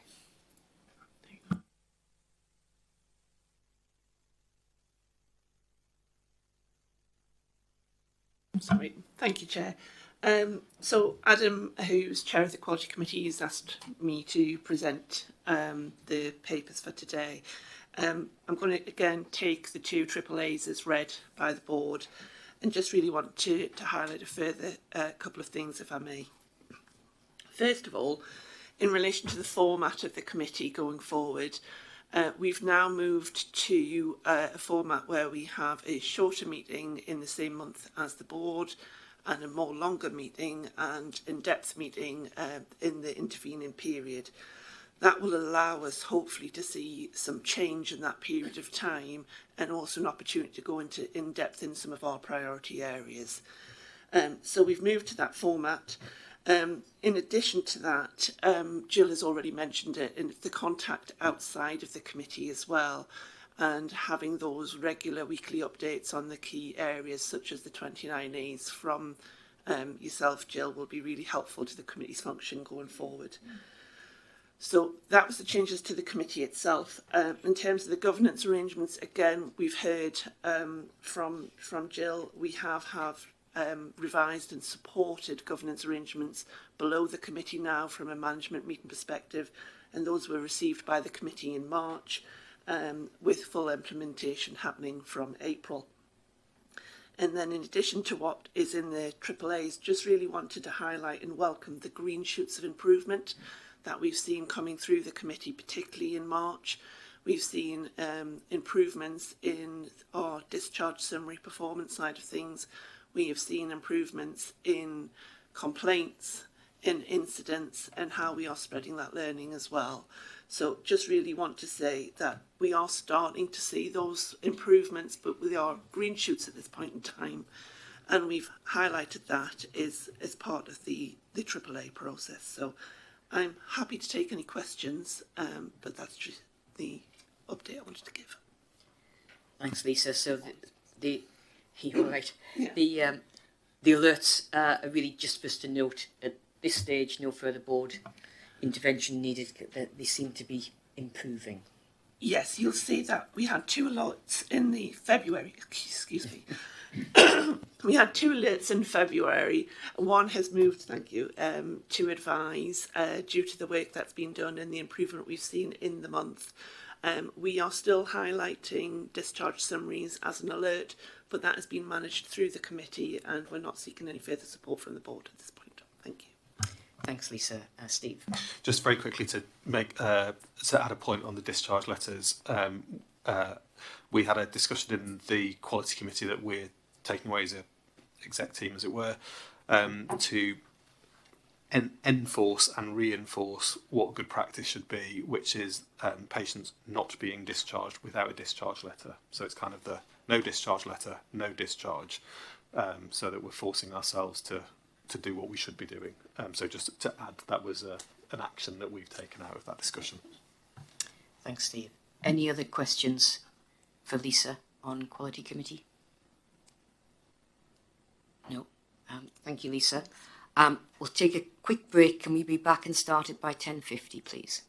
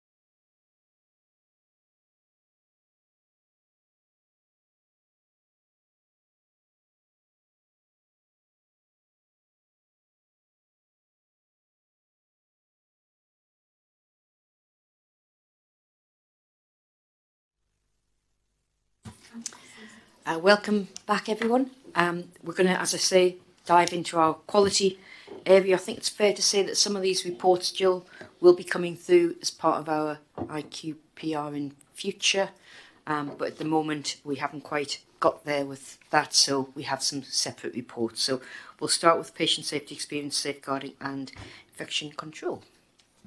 Thank you, Alison. So the first paper touches on the key issues from those three areas. I won't duplicate what we've already talked about in the warning notice update, but that we have had a deep dive into overdue incidents and complaints at Quality Committee, so I will just touch on that. Our performance in terms of healthcare associated infections, and then our safeguarding activity, most notably in this paper focused on our training, compliance and future training plans. If I start by talking about complaints, clearly complaints that aren't responded to in a timely fashion not only let down people who we've often let down, but they add a delay in any learning for the organisation. Similarly, incidents that aren't investigated in a timely manner, there is a risk in terms of our learning and also a risk to delay duty of candour. I've already talked about the significant progress and the significant work that's happening in that arena. I would just say the backlog isn't new and it is known. And I think the key focus for us is that reset and that business as usual, responding in a timely manner. What we have done from an incident perspective is we have started to report incidents to care groups differently in terms of the time frames. We're looking at incidents that are open for 0 to 30 days, 30 to 60 days and over 60 days, because we have 2,000 incidents reported a month, so we will always have open incidents. It's making sure that we make sure that they don't become delayed or overdue. We've also set some thresholds in terms of our response to incidents, that the less complex should be dealt with much more swiftly, and the complex ones are the ones that may take a little bit more time. But by more complex, we're not meaning that people haven't got to them. There has to be a justifiable reason for things to be taking a little bit longer. We've already talked about our trajectories for reducing incidents and complaints, which we are confident that we will deliver. And then there's a whole piece around our accountability roles and responsibilities. Our significant focus, and we've already touched on patient experience, is how we deal with things in real time and prevent them becoming into formal complaints. Our real-time programme will certainly support that, as will the way we manage early resolutions, that we do manage them as early resolutions and that they don't turn into written complaints. We've already talked about the work that we're doing around the patient experience group and how we really genuinely start to better understand the experience of using our services. We are training colleagues in terms of complaint responses and how to make sure that our complaint responses are patient-centred, empathetic, answer the questions and demonstrate real learning. So that is lots of work in progress. We're also taking a policy through our governance processes to look at our visiting times, which are currently quite restricted. We're looking to open up visiting, which will give greater opportunities for patients and carers to speak with staff and resolve any issues or answer any questions. So if I move on to infection prevention and control, we've talked at board that this is a significant area of risk for us and a real priority. And in recent months, we have refreshed our improvement plan, which focuses on clinical practice, estates and cleaning. We have implemented exec-led case reviews of any Clostridium difficile case or any MRSA bloodstream infection, and the medical director or I chair those panels with clinical teams to identify learning on an individual case basis, but then feeding into thematic learning for the organisation. We are reinstigating a healthcare associated reduction meeting starting on the 7th of April, and that is with clinicians from care groups to make sure we've got ownership of the improvements that are needed. In terms of where we are to the end of February, The two areas of risk for us and most significant concern were around MRSA bloodstream infections. We haven't had one since November 2025, and we have breached our Clostridium difficile upper threshold. We have had better months in January and February with 4 cases each month, which would have put us on track. March has been challenging, but we are making improvements. We've had no further outbreaks of CPE. We have an external visit. The ICB have commissioned some actually international experts to look at the drivers of healthcare associated infection, and alongside some other trusts in the ICB, they've undertaken a desktop review and are doing an on-site visit tomorrow, which will be really positive. As I say, they're pretty renowned experts, and they're going to focus on culture and behaviours, leadership and governance, and what drives healthcare associated infection. I think it'll be a really good opportunity for us to sense check our improvement plan. Are there any gaps or any learning that we can draw upon? From a safeguarding perspective, the paper really focuses on our training and the improving picture of our training, which colleagues can see in the pack. We're performing really well in terms of Oliver McGowan Tier 1 training, and we've identified 150 staff to undertake the Tier 2 training, and 52 have already attended that training. Improving picture and mental capacity training, and we're linking that into consent training that we're doing with clinicians. I think they were probably the main pieces I wanted to pick up on, recognising that we have got a presentation on our antimicrobial resistance, which touches on some of the IPC issues. So happy to take any questions. Thank you, Jill. Questions for Jill? Martin. So it's good, Jill, we don't have any new case of MRSA since November 25. How confident are we about the reporting system for that? I mean, I think Stuart will probably touch on blood culture rates when he talks on his presentation, because clearly you know your bloodstream infections are identified through blood cultures as well as clinical presentation, etc.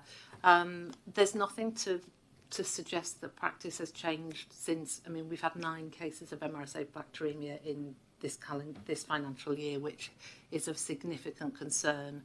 So there's nothing to suggest since November and now people have changed practice in that regard.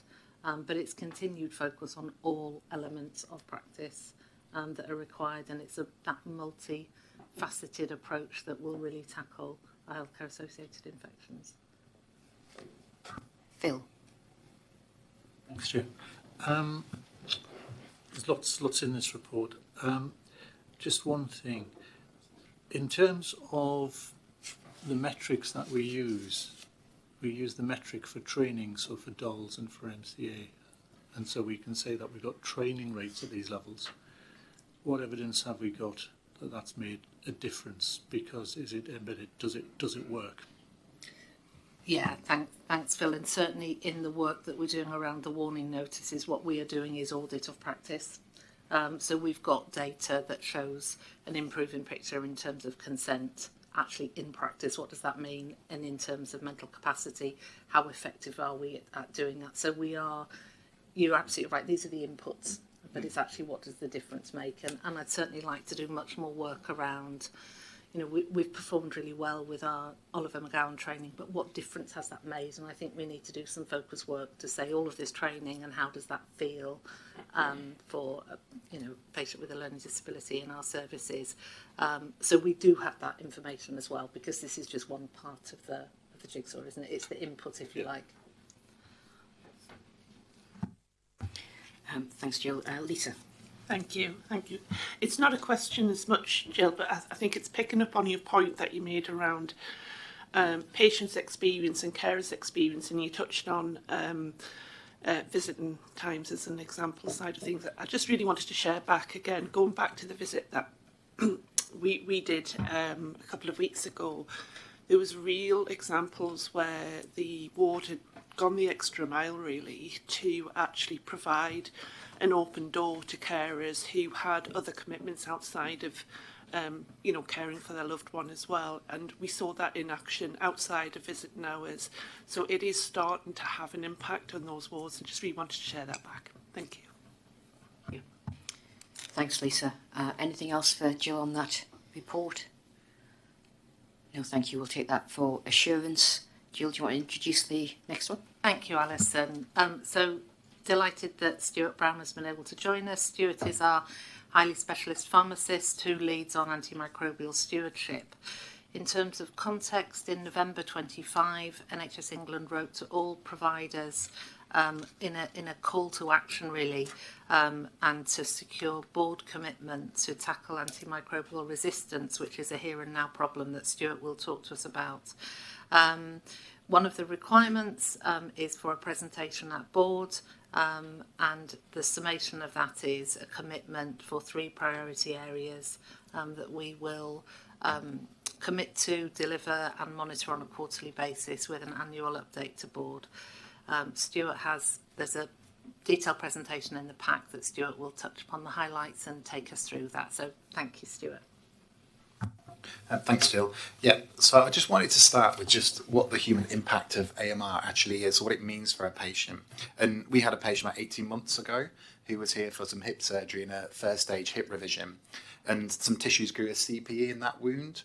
And when you grow a CPE, it's not easy to get patients home. There are often no oral antibiotics. There are no OPAT antibiotics, which means we can't send them home with intravenous antibiotics to complete the course. It can be a deep-seated infection, as it was in this case, which is a 12-week course. So for a patient, that meant a 12-week admission within our hospital.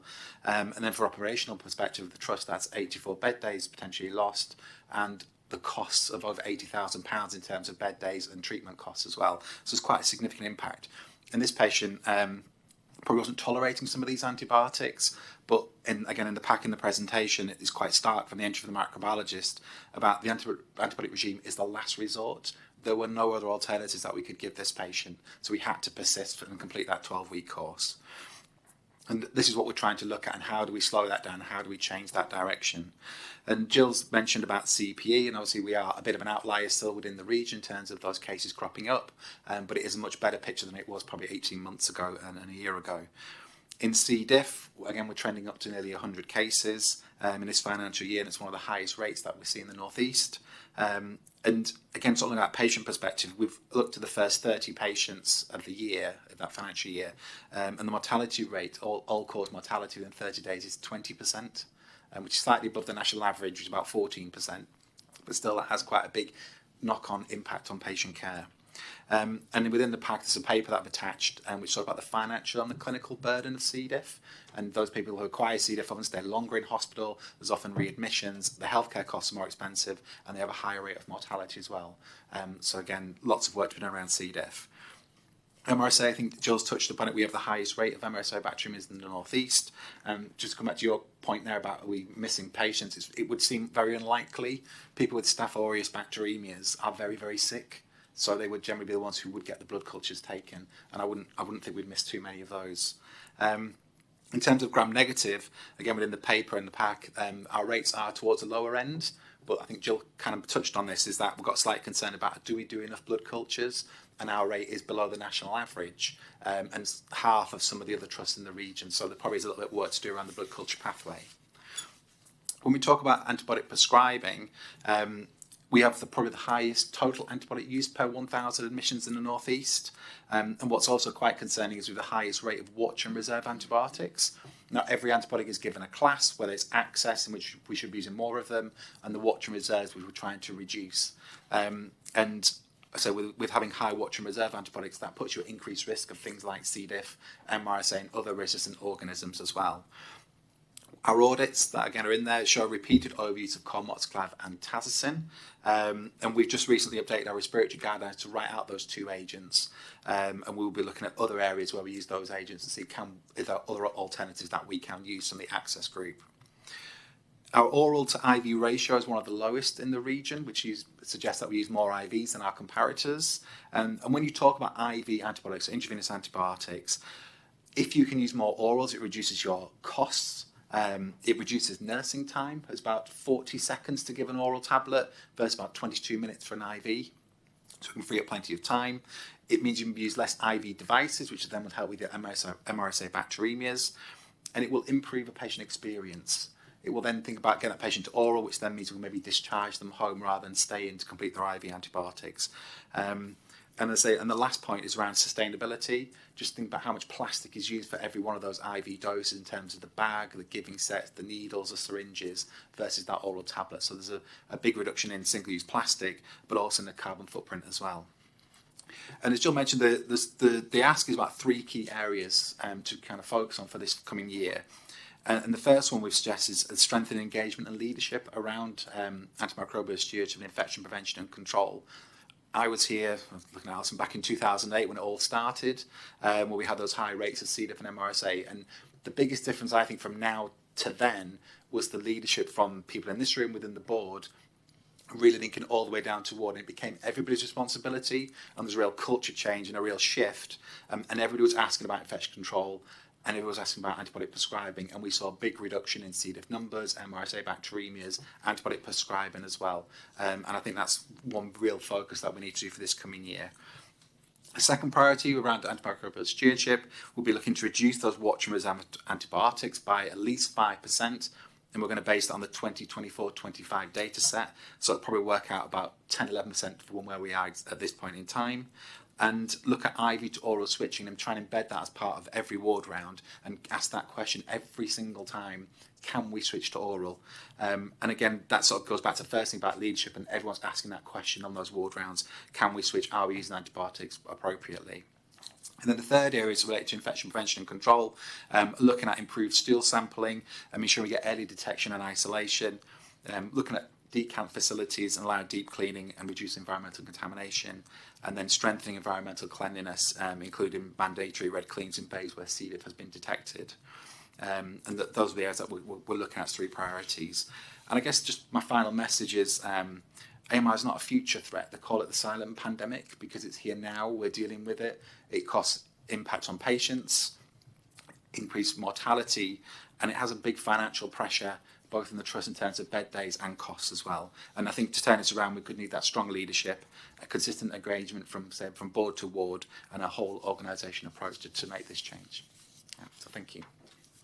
Thank you very much for that. Any questions? David? Just on the oral IV sort of process, why are we using more IV than other trusts? Is it a culture, or is it just easier? I think it's a bit of both. I think there's a lot of safety in that IVs are better than oral. So if I just give another 24 hours, the patient will get better. And I think there's a culture around that as well, that we just think that's the way forward.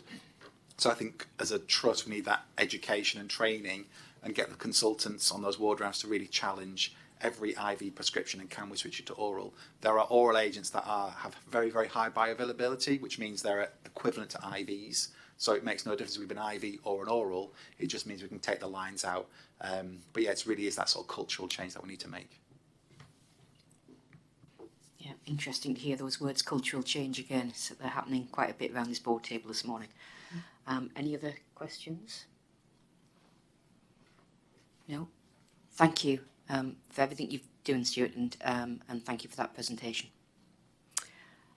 Kim, Jill, do you want to introduce? Or yes, over to Kim. Thank you, Alison. And the next section of our update is from our Director of Midwifery, Kim Williams, who will touch upon key issues from the AAA report and also mention the Embrace mortality report, which is relevant for births in 2024, which we have recently received.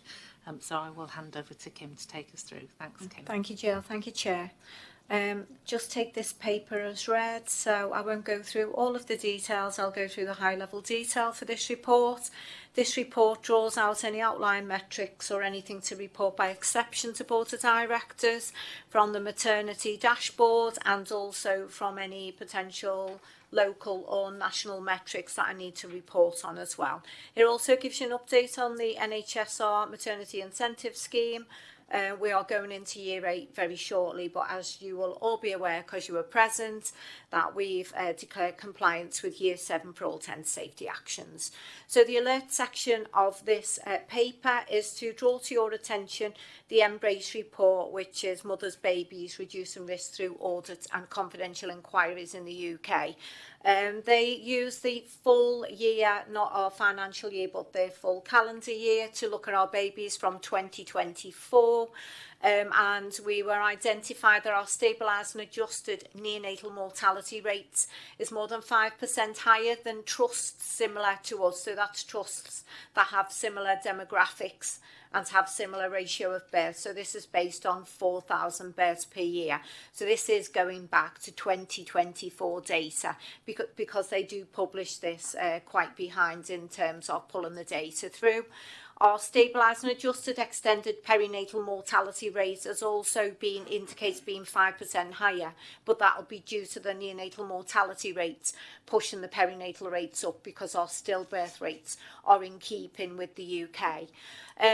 They have indicated that there has been some destabilisation of the neonatal mortality rates over the preceding 3 years. So I have gone back, I've looked at 2022, 2023 and the current 2024 report. So my immediate review of this was to identify all cases that were included in neonatal mortality. There are 7, 2 of which are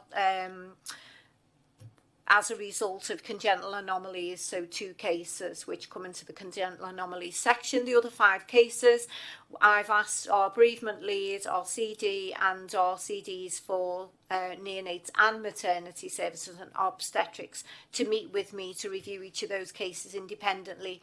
So I've asked for the PMRTs from each of those 7 cases. I've asked for the timelines around each of them and started to do a deep dive into each of those cases to make sure there's no particular themes pertinent that we need to learn from moving forward into the coming year as well. From my immediate impact, looking at each of those years respectively, 2022 we were not an outlier for our perinatal mortality. 2023 were flagged again for neonatal mortality rates. Cause of death I wanted to look at to make sure there was no consistent theme that was moving along. Intrapartum was identified as a cause of death, and as you will know, we don't always understand the cause of death around our perinatal mortality rates, but 25% of cases were intrapartum. 2024 our deaths and our rates, cause of death rates were related to infection. So we haven't got a consistent theme that's coming along from respective years. Just to note for assurance, we do have a PMRT in place now for every case that we have any perinatal mortality cases. We also review any other cases that don't meet with this criteria, because Embrace only include deaths from 24 weeks gestation up to 28 days post-birth, which is our neonatal mortality rates that you're looking at. But we also as a trust look at our other death rates as well from earlier gestations, because it's really pivotal that we identify the care that was given to our service users, the outcomes for them, and any learning that we might be able to identify. One of the areas that I did pick up in terms of the death rates, I was particularly looking at our pockets of deprivation and also looking at ethnicity to make sure they were not overrepresented, and that was not the case in all 3 years of those reports. What I did identify though, that we were overrepresented in perinatal mortality for women under the age of 25, which is something that I will pick up and take forward to see if we can get a teenage pregnancy midwife or a midwife that looks at that particular age group. For today, I'm presenting my immediate findings. However, this is going to need further review and data cleansing to make sure that our cases marry up with the cases from Embrace, so I'm waiting for them to forward them to me. For 2025, as you know, I joined the Trust middle of 2025. I report on all our death cases in terms of maternal deaths, perinatal deaths as well. And our maternal deaths, we've only had one over the past 7 years, which I represent within this report. And I also split our perinatal deaths by site. So if you look collectively at our stillbirth rates and our neonatal death rates and our perinatal death rates, for the Trust collectively, they are below the national average or UK values. However, if you look cross-site, we do have a higher neonatal death mortality rate in Darlington Memorial Hospital. So that's something I'm meeting with our neonatal leads in each individual case to make sure that that's not consistent and there are no variable factors that I need to identify here. We also make sure there is a perinatal mortality review using the tool that's recommended on each of the cases to pull the learning. So that is our Embrace report. I have placed as an appendix the Embrace report for your oversight. This is now, the embargo has lifted on this. We will get a State of the Nation report published nationally in June of this year as well, which will pull the national learning. But for now, I am still undergoing a lot of the data cleansing around this data, and will bring back to Board of Directors recommendations if it's deemed an external review is need to be commissioned around this. But I'll leave that with you to decide. And just from an alert perspective, our Birth Outside of Guidance home birth services, we are planning to launch our home birth services in spring. We are taking the business case to SCIB, which is this week, so hoping to get that off the ground so we can start our recruitment process. So big steps made towards that. And to note, any birthing person that requests a home birth is offered that choice from a bespoke perspective at the moment, so we are not declining any personal choice for anybody. Just maternal readmissions, we have seen a steady increase in our maternal readmissions. On the back of that, I've requested quarterly reports to come through perinatal governance to pull out themes and trends to make sure we're not missing anything. The initial report that came in Q3 identified multiple factors in terms of we had infection rates pertaining to urinary tract infections, also around wound infections and influenza as well. So there was no one particular theme. We also had duplication as well of some of the records, so we are going to be bringing those through quarterly while we remain an outlier until I see a significant improvement in that. Neonatal readmissions as well, we will start to see an improvement around neonatal readmissions. This is due to jaundice or neonatal jaundice being identified as a learning cause. And just to note, each of those cases are also reviewed individually to pull any learning, and I've requested quarterly reports that come through governance so we have complete oversight of that. Inductional labour rates, we are on the rise with inductional labour rates, but it's actually consistent nationally with the implementation of Saving Babies' Lives and also with the national ambition to reduce stillbirths, neonatal deaths and hypoxic brain injuries. So that is in keeping nationally. The important element here is to make sure that we have a working party underway to look at experience from our families coming through that department to make sure that they're not being delayed and they're having a positive experience. And finally, our postpartum hemorrhage rates, we are above the PPH rates for England and also for North East and North Cumbria averages, which sit between 32 to 33 per thousand. And we had a significant increase at 57.6 for our postpartum hemorrhage rates.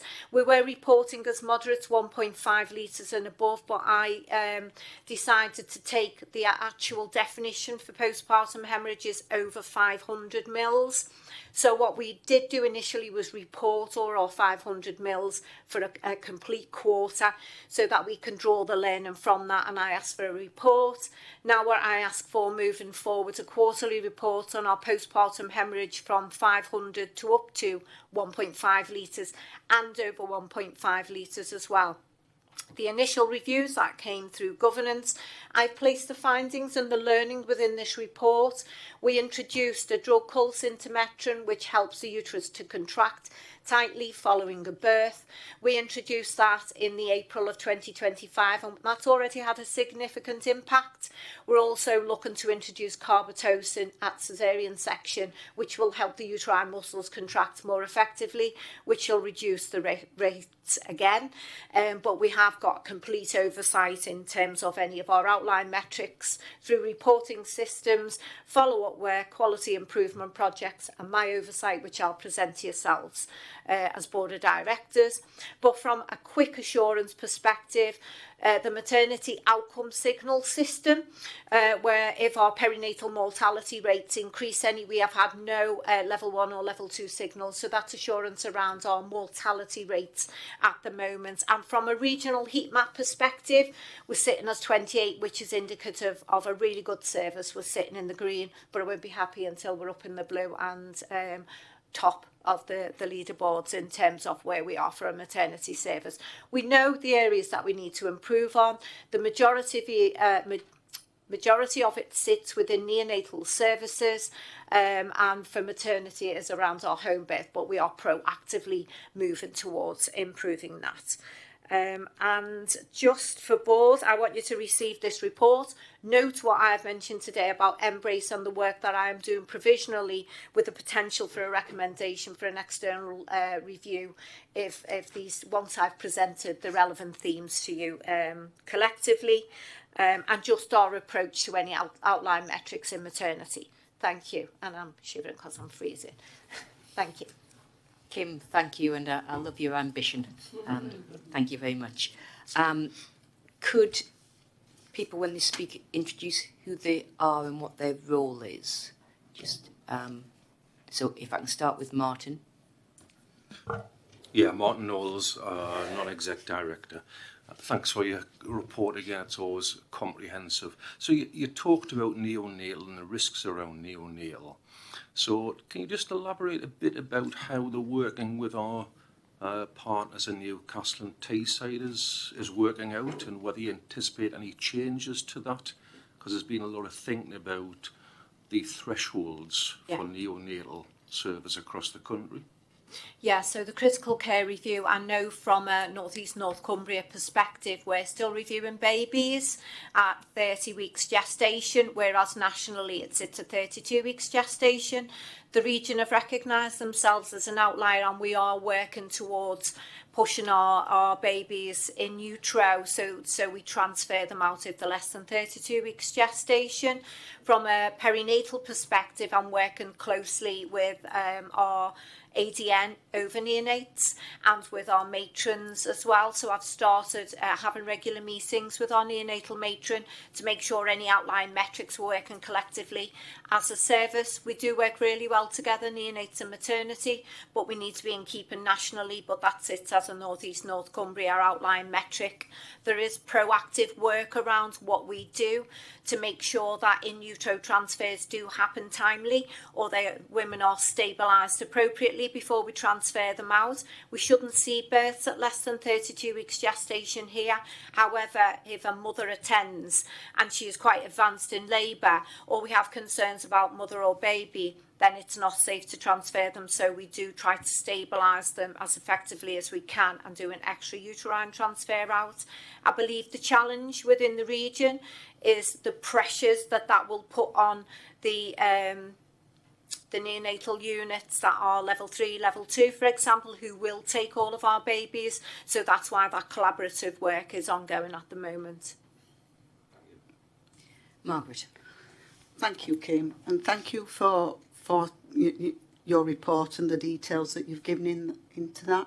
One of the issues that I'd like to understand is, clearly we're working from very old data we embrace, and you're scrutinising that past. But in terms of the more up-to-date things, are we actually scrutinising individual stillbirth, neonatal deaths as it's happening? And are we able to predict what our mortality rates would be you know, in actual numbers, because if we can keep an eye on that, Yeah. waiting for the national data coming through, it'll allow us to recognise much quicker if we need a peer review. Yeah. Which is, I know Yeah, it's the work you're doing, but it's really important, and we're expecting a public inquiry that will give us a lot more work on this, Yeah. all of us across the whole country. Yeah, thanks, Margaret. That's a really good question.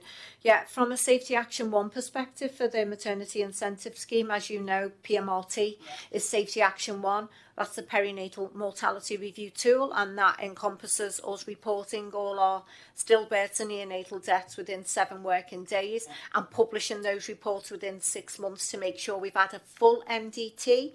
PMRT is not internal. We're not marking our own homework. It's important that we have externality within the PMRT as well. So we have external people looking at the care that we've provided, the antenatal care, the intrapartum care and the bereavement care that each family receives. So that's first and foremost. And I bring quarterly reports through to Board of Directors with each of those individual cases that are looked at, and the learning is transferred out and disseminated widely from that regard. You'll see in my paper or in my board report, I break down the mortality rates by site, both in terms of perinatal mortality collectively, but also neonatal deaths and stillbirths across site. And if we are an outlier from any perspective, I would commission some form of internal review at first. We'd look at all of the data, we'd share that, but if I was concerned, then I'd present that to Board of Directors immediately. We can't know for 2025 yet until we've got all of the data together. I'm doing a data saturation around all our 2025 cases because it's the calendar year, but we've got that. And I'm meeting with our governance lead, with Kevin, who does our governance information, to pull out some of the information that we've got. We report on all of our deaths, so they're under 24 weeks gestation as well. So actually, if it's higher, we're over-reporting, as it were, because Embrace only look at those over 24 completed weeks. But because we're doing a deep dive and looking at our cases, I'll look at it monthly, but also I'm going to look ahead at, I'm going to look behind at 2025 and then review the cases to try and predict where we lie for 2025 as I bring that as part of this review for 2024. I hope that answers what you asked for. Yeah, and I'll pick it up further when we meet in a couple of weeks. Thanks, Kim. Lisa. Sorry, Chair. Margaret stole my question. Anything else for Kim on maternity? Kim, thank you. And I presume that Embrace stuff will come back up through Quality Committee. Yes. As you look at it in more detail. Yeah. Thank you. Thank you. We'll take that for assurance.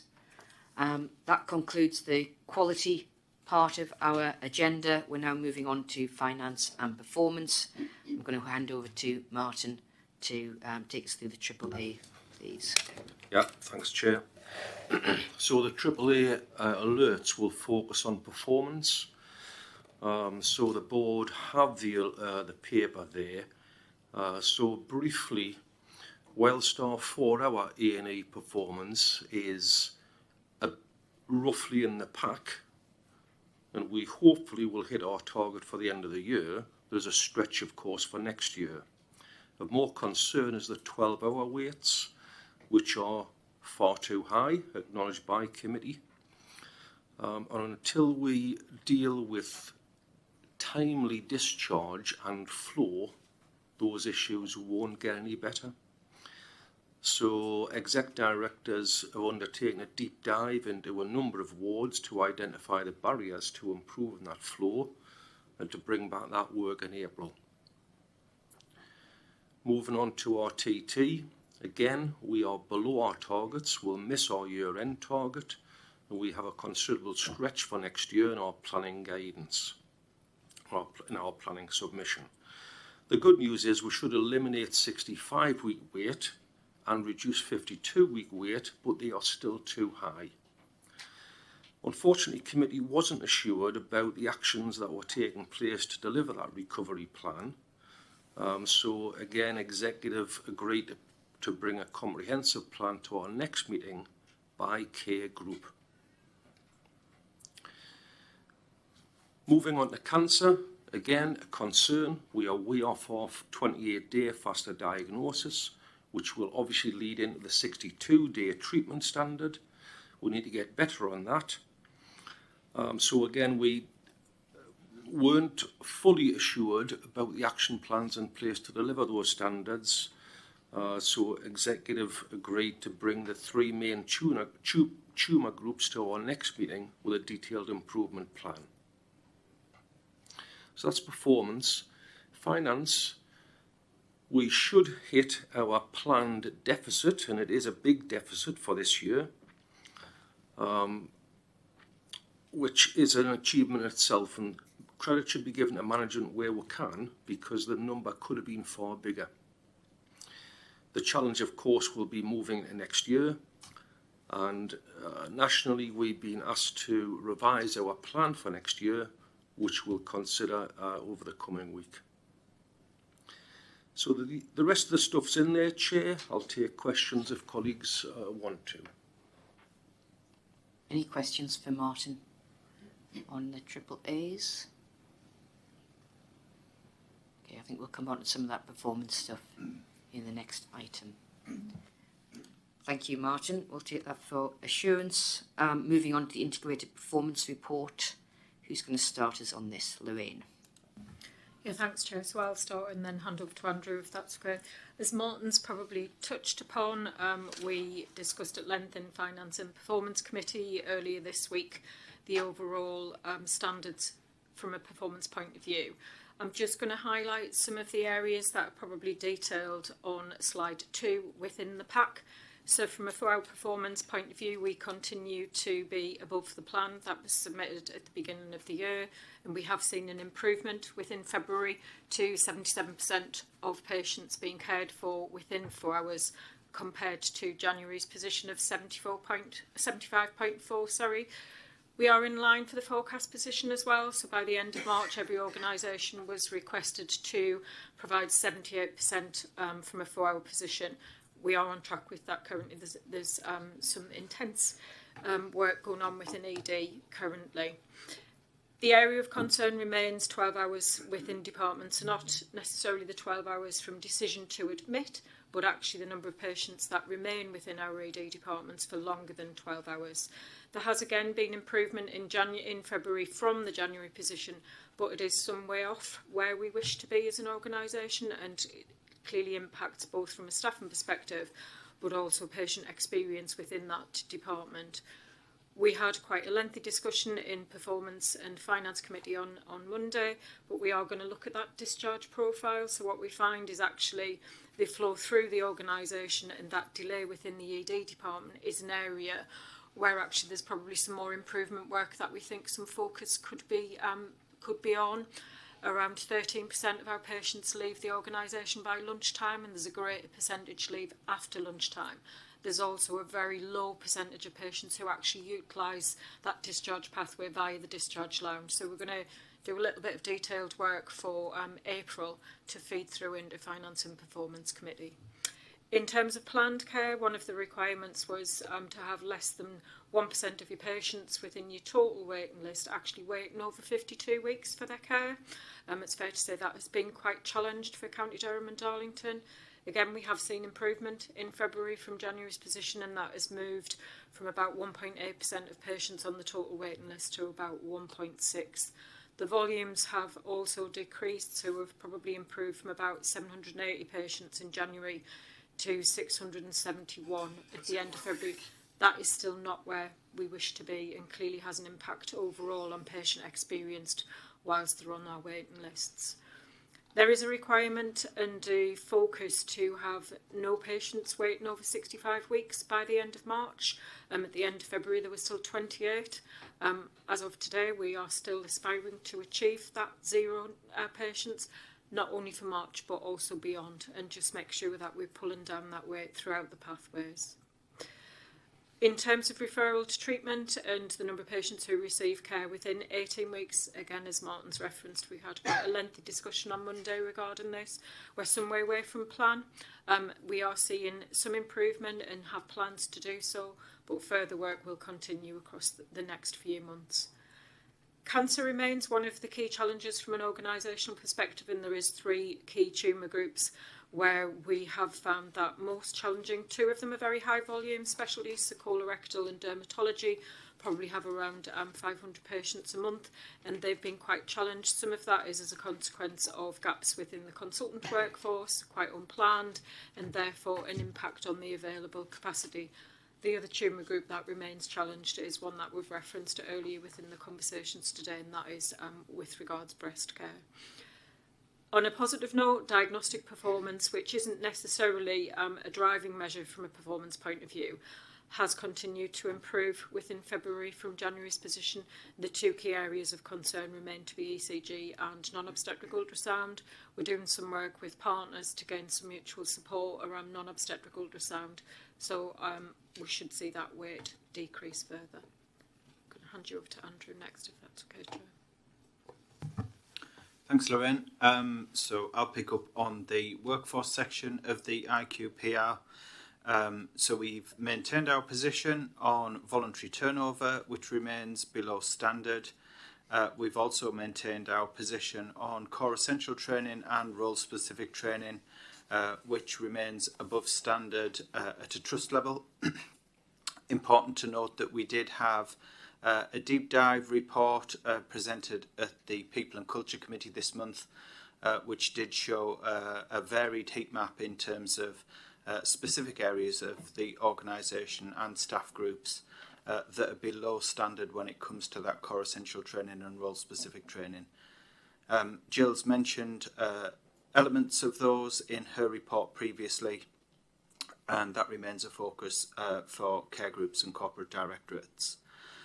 There's been a slight deterioration in appraisal rates, with the February position showing 89.11% against a standard of 90%. This seems to be a bit of a theme as we run into winter and some of the operational pressures that we see at this time of year impacting on the ability to continue to conduct appraisals during the winter months, but we would expect to see that recover as we move into spring. As far as sickness is concerned, this remains above standard. It is a concern for us. It has showed some improvement over the last couple of months, but still maintains a position above where we would like to be. So this does remain a huge focus for us. And again, People and Culture Committee this month did see a really detailed report and deep dive into sickness absence across the organisation. Excuse me. If I move down the slide deck and just give a bit of an update on our vacancies for registered nurses and healthcare support workers, really good progress being made here in both elements. And we're seeing reduced vacancies certainly for our RNs and our healthcare support workers in an attempt to try and reduce the reliance on temporary workers.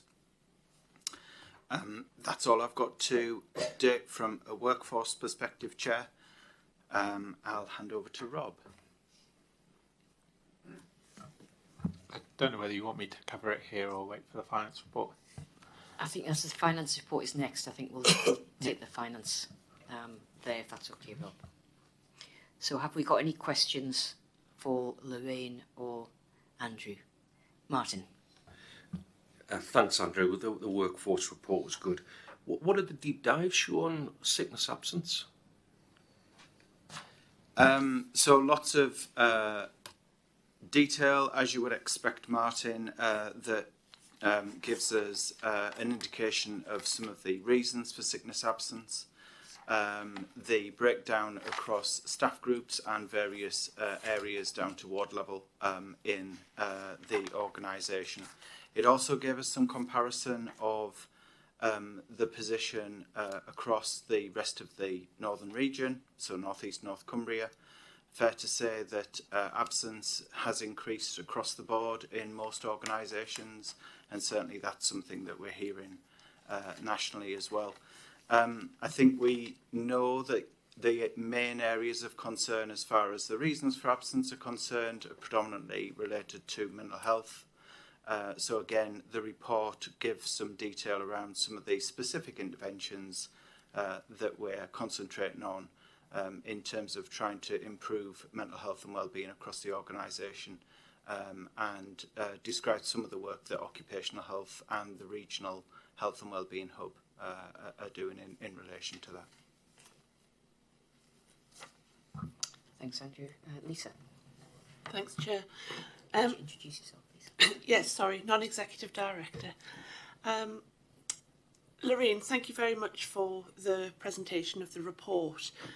You've probably heard me say this before, but I'm keen to understand if there's a consideration at looking at the cancer weights from a longest weight perspective as well as a percentage perspective. We're obviously looking at that from an elective care and have some national measures, but given we're so far off track with the cancer standards, I'm wondering if we have had an opportunity to consider through either the committee or the executive team the need to be transparent about our longest weights in that area. Thank you. Yeah, thanks, Lisa. We, excuse me, had that conversation within both Finance and Performance Committee, but also the Quality Committee this month.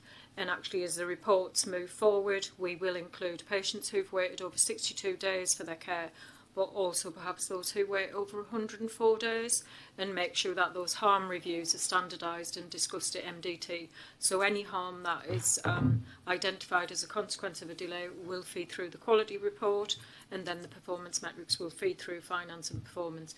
But the aim is to have that standardised so that we do have that dual report, and moving forwards they will be discussed in there.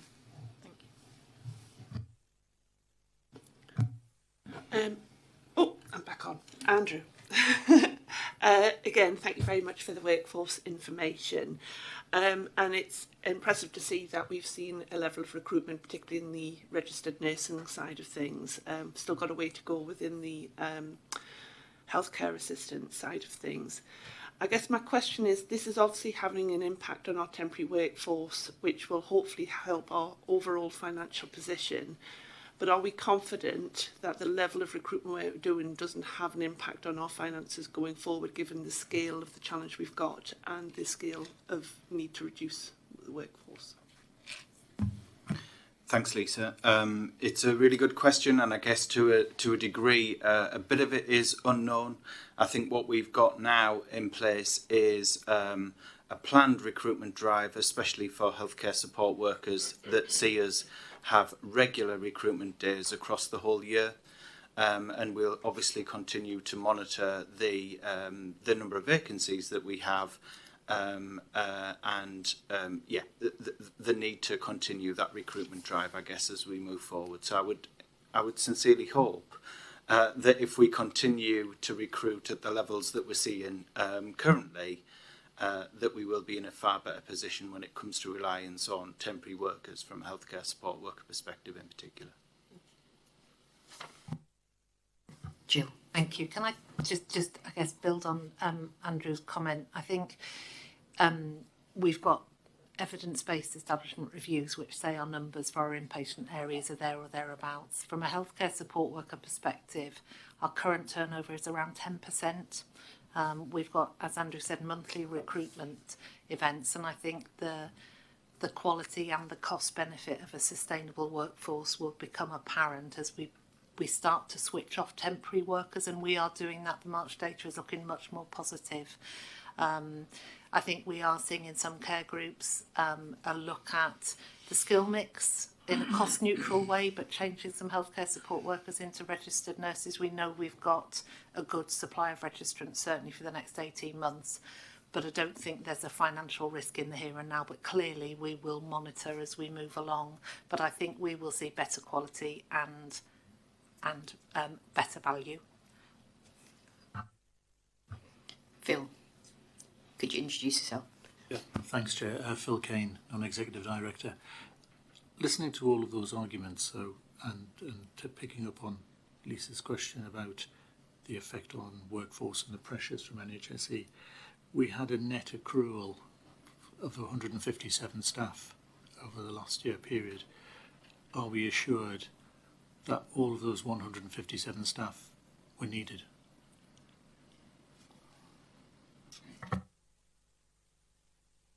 I'll have a go. So Rob and I were trying to work out which one got the booby prize. So I think a completely fair challenge, Phil. And what the data here doesn't show is where that net change is. So if that net change is in healthcare assistants or ward-based registered nurses, I think all to the good.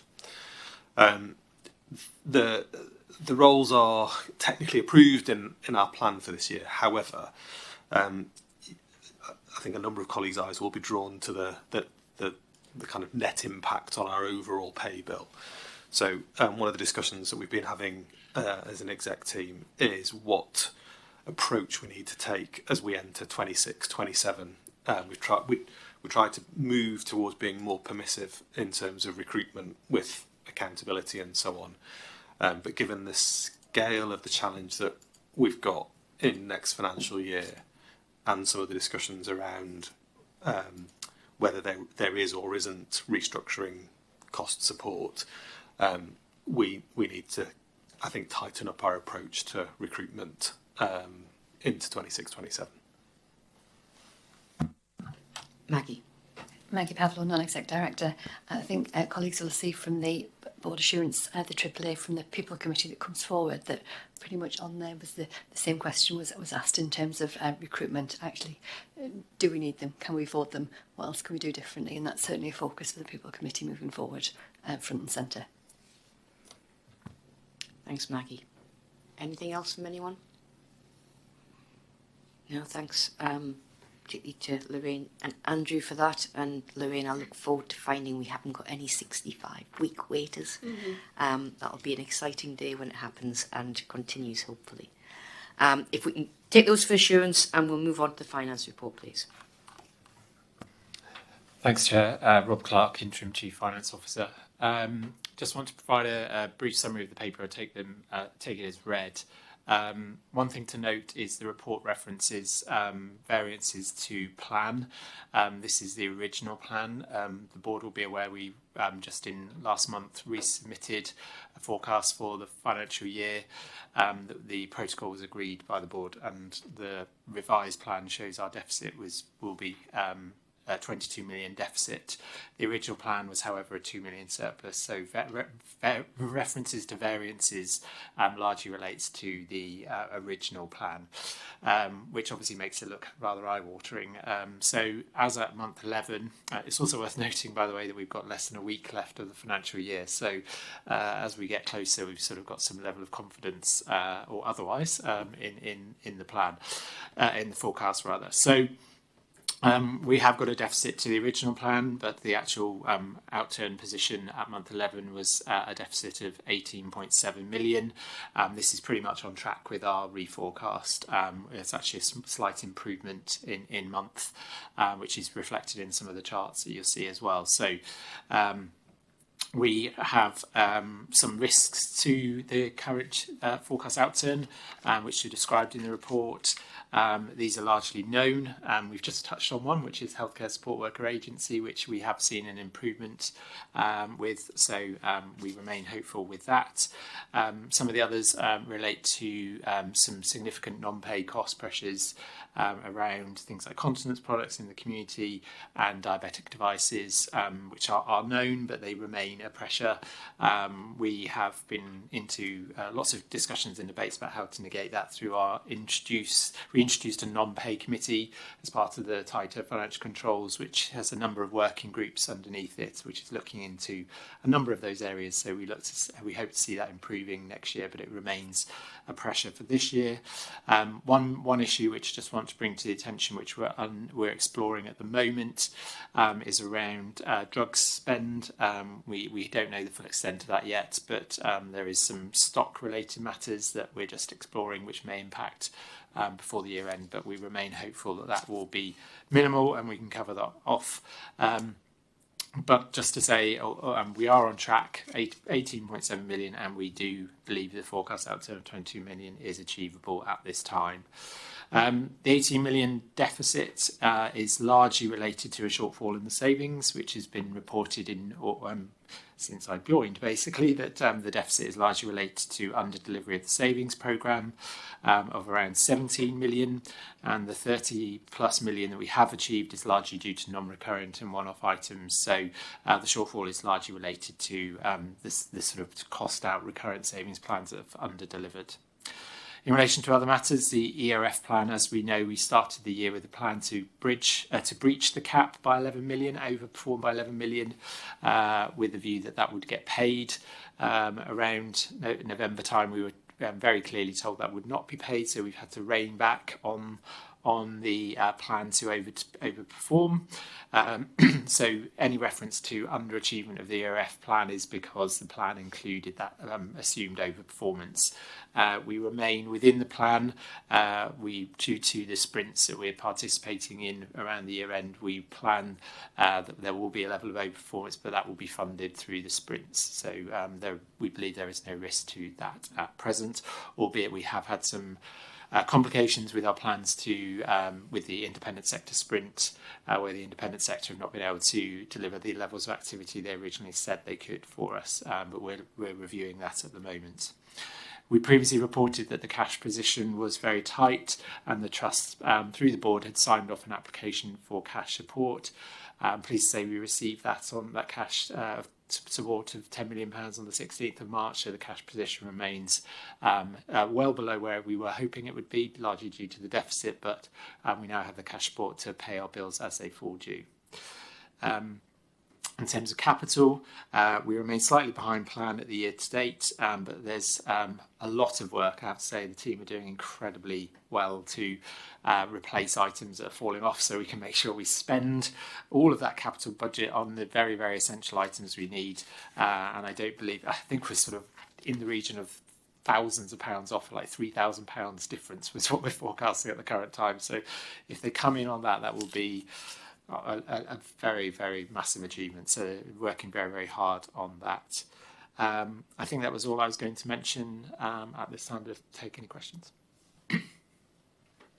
Questions for Rob on month 11?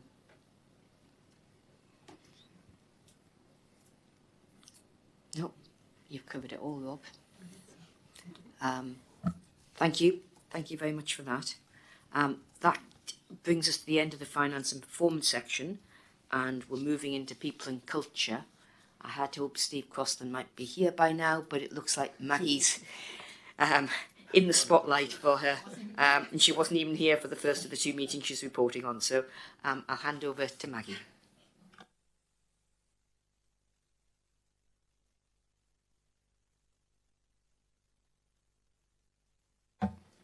Maggie Pavlov, non-exec.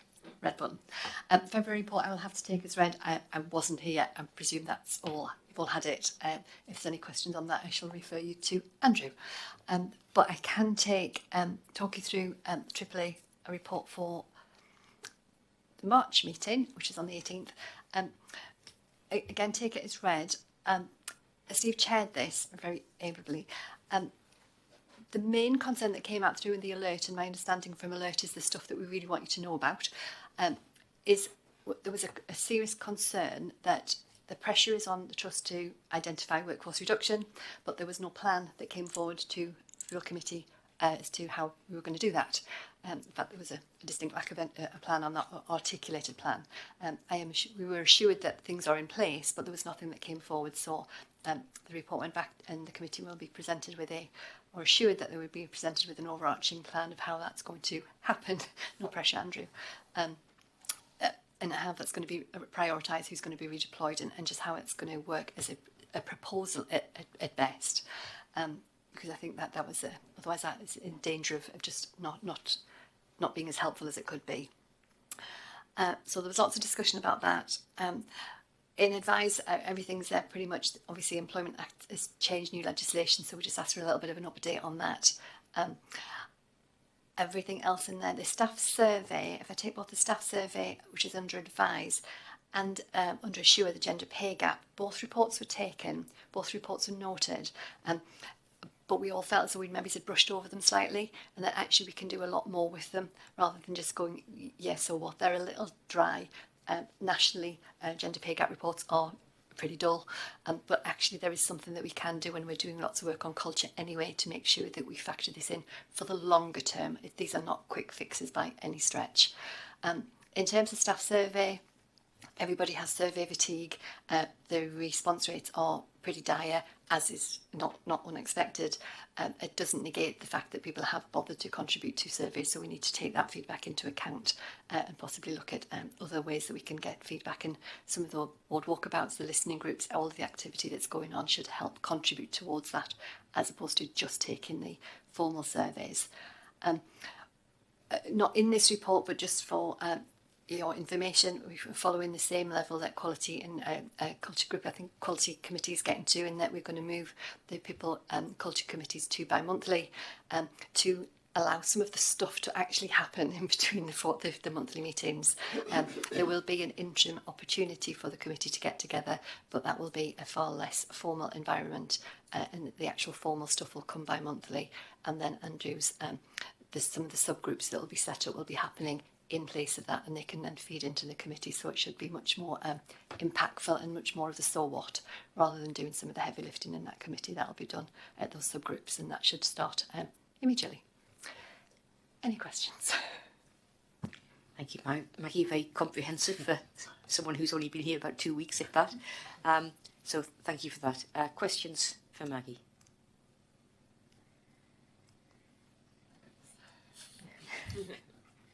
No? Great. Thank you. We'll take that for assurance, Maggie. Moving on to staff survey. Andrew, you going to take this? I will do, thank you. And apologies, I didn't introduce myself earlier. So I'm Andrew Thacker, Director of Workforce and OD.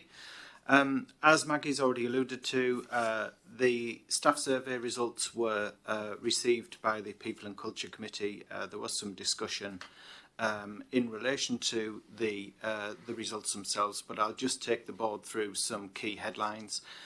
So as Maggie rightly pointed out, this is the National Staff Survey. It was undertaken in the autumn of 2025, so it's the Staff Survey for 2025.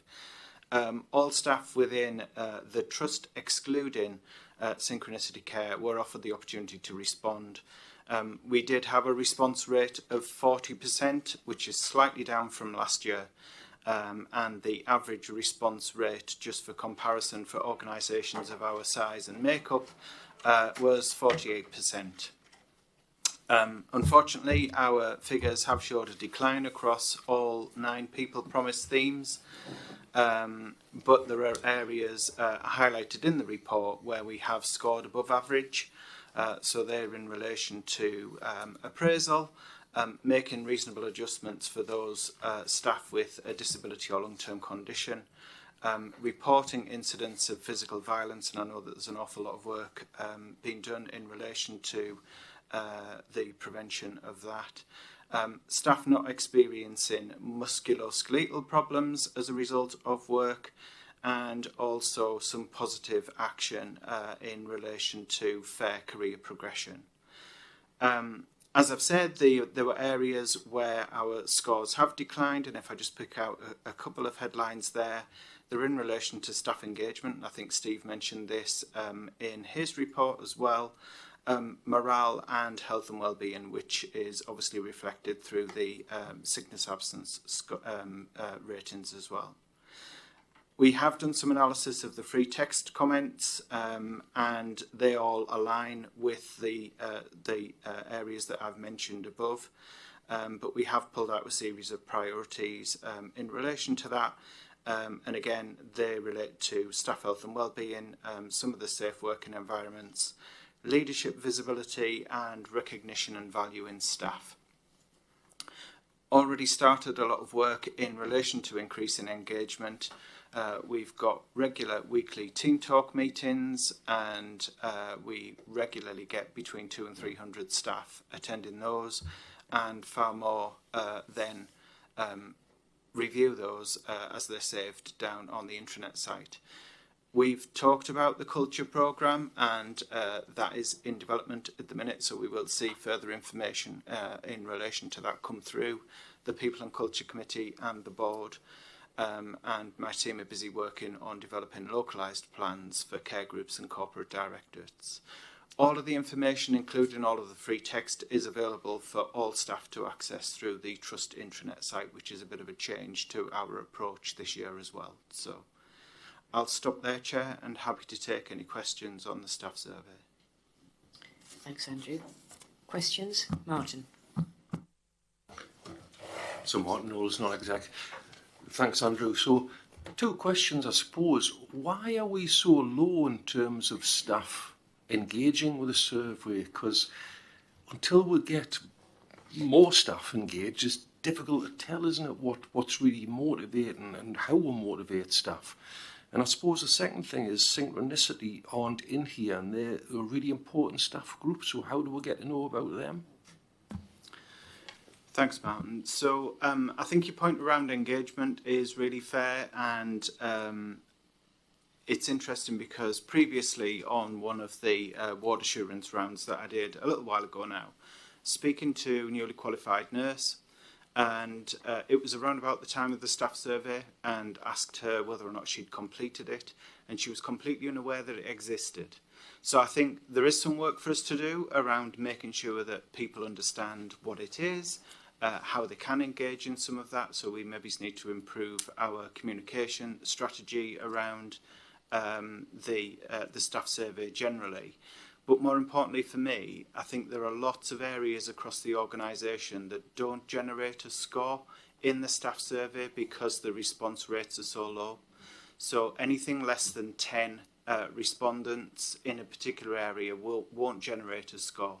And we have a significant number of those across certainly the care groups and some of our wards and departments. So I think, again, a focus for this year is around really encouraging those areas that haven't generated a score previously to try and increase the number of respondents. In relation to SCL, Alison might want to respond to this, but they do have a separate staff survey that they undertake, and their results are reported through to their board meetings. Do you want to comment on that, Alison? Alison McCree, MD of SCL, that's correct. So we run the survey twice per annum, and actually it was board meeting yesterday and we presented those results. Our highest response rate's been 73%. Because we do it twice a year, we saw a lower response rate this time, but still a lot of detailed information in there and feedback. The other thing that we do on top of that is have the engagement events as well, where we sit down with about 20 staff, and that's where we get a lot of feedback through that forum as well. I suppose just through the chair. So at some point, Andrew, it might just be useful to consider whether we should see those numbers, because I just feel it's an important group of staff. Yeah, no problem. I'll work with Alison outside of this meeting and see if we can arrange that. Phil. Phil Kane, non-executive. Thanks, Andrew. The staff survey is always a complex report, and the reasons why people don't complete it are multifactorial, but many people believe it's pointless because nobody listens to what we say. What I was just wondering was, within the verbatim comments section of the staff survey, are there any things in there where you could immediately pounce on them and go, you said, we did, as providing a means of feedback, so that people begin to see that actually what they're saying in the staff survey does do something worthwhile, and that may encourage people to fill it in next year? Or the alternative is bribery. I'll try and steer away from bribery as far as I possibly can, Phil, but yeah, absolutely take your point. I think it's fair to say that we had over 450, I want to say, free text comments from colleagues. Some of those were multifactorial, so they weren't just simple one kind of subject matter answers. I think there probably are lots that we could quite simply respond to pretty quickly in terms of the you said we did, and that's the detailed work that we need to just work through now. Steve, Yeah. Steve on that. Just to add to Andrew's point, really, the free text comments are super helpful. So I've read them all. It took a while, but they're incredibly helpful. And in Andrew's report, there's a really helpful summary that I think focuses on sort of 3 or 4 areas. So one thing that colleagues are saying to us really clearly is they want us to be more connected to the front line. That is both great because it's energising for us and it's really important. And it's not hard to do. So that's one thing people are saying. The second thing people are consistently saying is they want us to be consistent and tough on behaviours.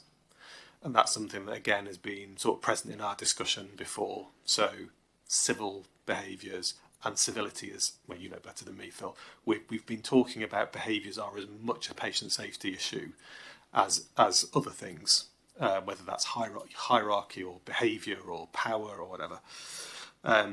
And the other, I think, 2 key things. One is much harder to deal with in the short term, but there's a lot of hygiene factors, so people find it difficult to get stuff done. There's lots on car parking, which I'm glad Alison is dealing with, but there's a lot in there about the EPR. That is one of our priorities. We haven't managed to get to it for the last few years. Staff raised a load of stuff a few years ago. There wasn't the resource in the trust because it was taken out to address those things. That's part of the plan for next year. So I think we should go back, not overcommit ourselves, but go back with demonstrable sort of focus in those sort of areas. Thanks, Steve. Lisa. Thank you. Lisa Quinn, non-executive. Again, thank you very much for the report, Andrew. And some of my colleagues have already touched on this already. Obviously, this is a disappointing position for us as an organisation. And we were starting from a very low base in 2022, but we were starting to see small improvements year on year, but both in response rate and also in outcome side of things. For me, obviously, we've looked at where we stand against the average, but when you look wider than that, for example, the response rate, the best in the country is just short of 74%. How are we engaging with those in a better position to help us think about how do we take this forward as an organisation? Thanks, Lisa. The Chief People Officers or Directors of Workforce, certainly from the North East North Cumbria region, meet on a regular basis. We've just recently restructured our work to include the North Eastern Yorkshire region as well. So I think there's a wealth of experience and knowledge that we can build on from other organisations. I think we've got an organisation in our own patch, so in the North East North Cumbria, that seem to do this incredibly well every year. So there absolutely is learning that we can take from the way that they engage with their staff to encourage the uptake of the staff survey. But I think some of it probably goes back to what Phil and Steve have already mentioned, really, in that I think if colleagues start to see the responses to some of the things that they highlight in the staff survey, and see that and recognise that we're moving and we're responding to what they're telling us, then hopefully that will encourage as well. But absolutely, we'll take learning from others on that. Thank you. Anything else on the staff survey? I think we've mentioned culture a number of times, and this is absolutely central to that change. So those workforce priorities we need to get right and nail, but that will be coming back to People and Culture Committee in due course. So we'll note the staff survey results and the priorities. Andrew, thank you very much for that. If we could move on to the equality delivery system, please. Certainly, thanks, Chair. So the equality delivery system, this is built on a national template. It's split into 3 domains. So domain 1 is around our commissioned or provided services. Domain 2 focuses on workforce health and wellbeing, and domain 3 around inclusive leadership. So I won't go through all of the detail in the report. There is a huge amount of evidence that's been collected in support of this in the report. But in response to domain 1, lots of information there from a patient experience and it also touches on health inequalities as well. It is a self-assessment, so the team who've completed this have self-assessed Domain 1 as achieving activity, which is really, really positive. Domain 2 focuses on the workforce health and wellbeing, and again, lots of information in there around what we do as an organisation in response to the health and wellbeing offer. And it also touches on the violence prevention and reduction work, which I know other colleagues around this table are involved in as well. We have given that an overall rating of developing activity. We recognise that there's more work to do, certainly in relation to health and wellbeing, that we need to follow up on.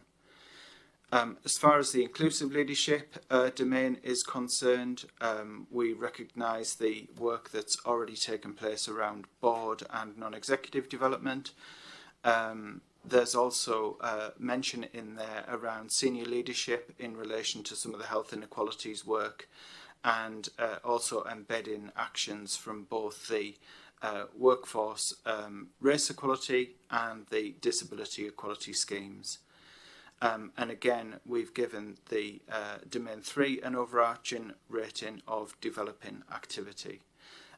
In total, what that results in is a rating of developing activity for the report in its entirety. We did discuss it through People and Culture Committee. The People and Culture Committee were happy to accept the report and to recommend it for publication to the board. Thank you, Andrew. Any questions on EDS for Andrew? No, so happy to accept that report and have it published on our website. Great, thank you, Andrew. We'll move on to the final item in this section, gender pay gap. Yeah, thank you, Chair. Again, this was presented at People and Culture Committee. So it is a legal requirement for us to publish our gender pay gap report. The snapshot date of the information included in the report is at the 31st of March 2025, so it is almost a year old. The gender pay gap report shows the difference between the average earnings of men and women. It isn't the same as equal pay, and it's not a measure of equal pay, just to make that important point. The results are expressed as a percentage of men's earnings. So what we see there in our gender pay gap of 30.49 is that percentage difference of the between men and females' pay. I guess an important factor to note here is that the gender profile for the Trust is very different to some other organisations that are required to present gender pay gap reports, in that we have around 84% of our workforce are female, 16% are male, and it's detailed within the report when it comes to different quartiles that we have a higher percentage of males in the most well-paid roles. So if we think about consultants, if we think about management posts, there are predominantly more males than females in those roles, which impact on our gender pay gap score. We have got an action plan that's included in the report, and as Maggie's already alluded to, as part of the discussion at the People and Culture Committee, we think there are probably other areas that we could explore, especially in relation to our talent management, that might just shift the dial on some of this. There is some additional information that is available there that just gives us a comparison of our score against other trusts within the North East and North Cumbria. I'll stop there, Chair, and I'm happy to take any questions, but the ask from me is that the board accept the report and allow us to publish it. Thank you. Great. Any questions on gender pay gap? Steve? It's not a question, sorry, but just we should just, when with Stuart in Shafi's absence, but when Shafi's back as well, particularly think about the support that we put in place for people who are applying for Clinical Excellence Awards. There's quite a difference between male and female applicants, so we should just, that is often the case, and there are things that can be done to try and redress that, as it were. So we think we should just take that away and make sure we think about that in the context of this year's round. Thank you, Steve. Anything else on that? Okay, I'm happy to approve the report and have it published on our website. Great. Thank you. That takes us to the end of our People and Culture section. Now into corporate business. We heard earlier on about the amount of work that's been undertaken in relation to our board assurance frameworks. I'm going to hand over to Warren, I think. Am I? Yes. It was just a look on his face there. Over to Warren to I wasn't take sure us if through. Steve wanted to say anything first. Warren Edge, Senior Associate Director of Assurance and Compliance, aka Trust Secretary. I'm pleased to present a BAF report that is 16 pages rather than the 80 pages that came here in November. I think it's the first comment. The way that the BAF or the Board Assurance Framework is built up,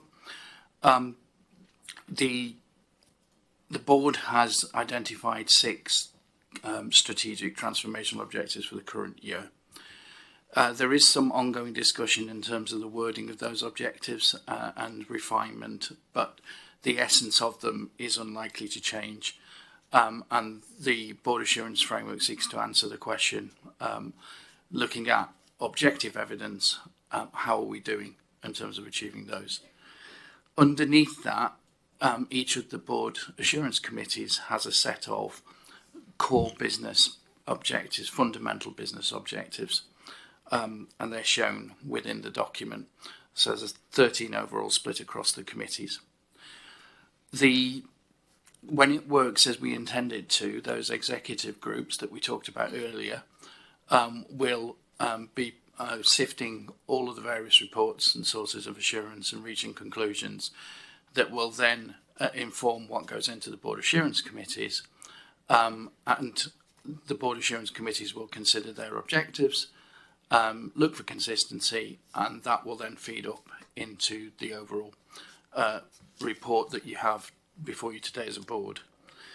We have had the board committee bit of that.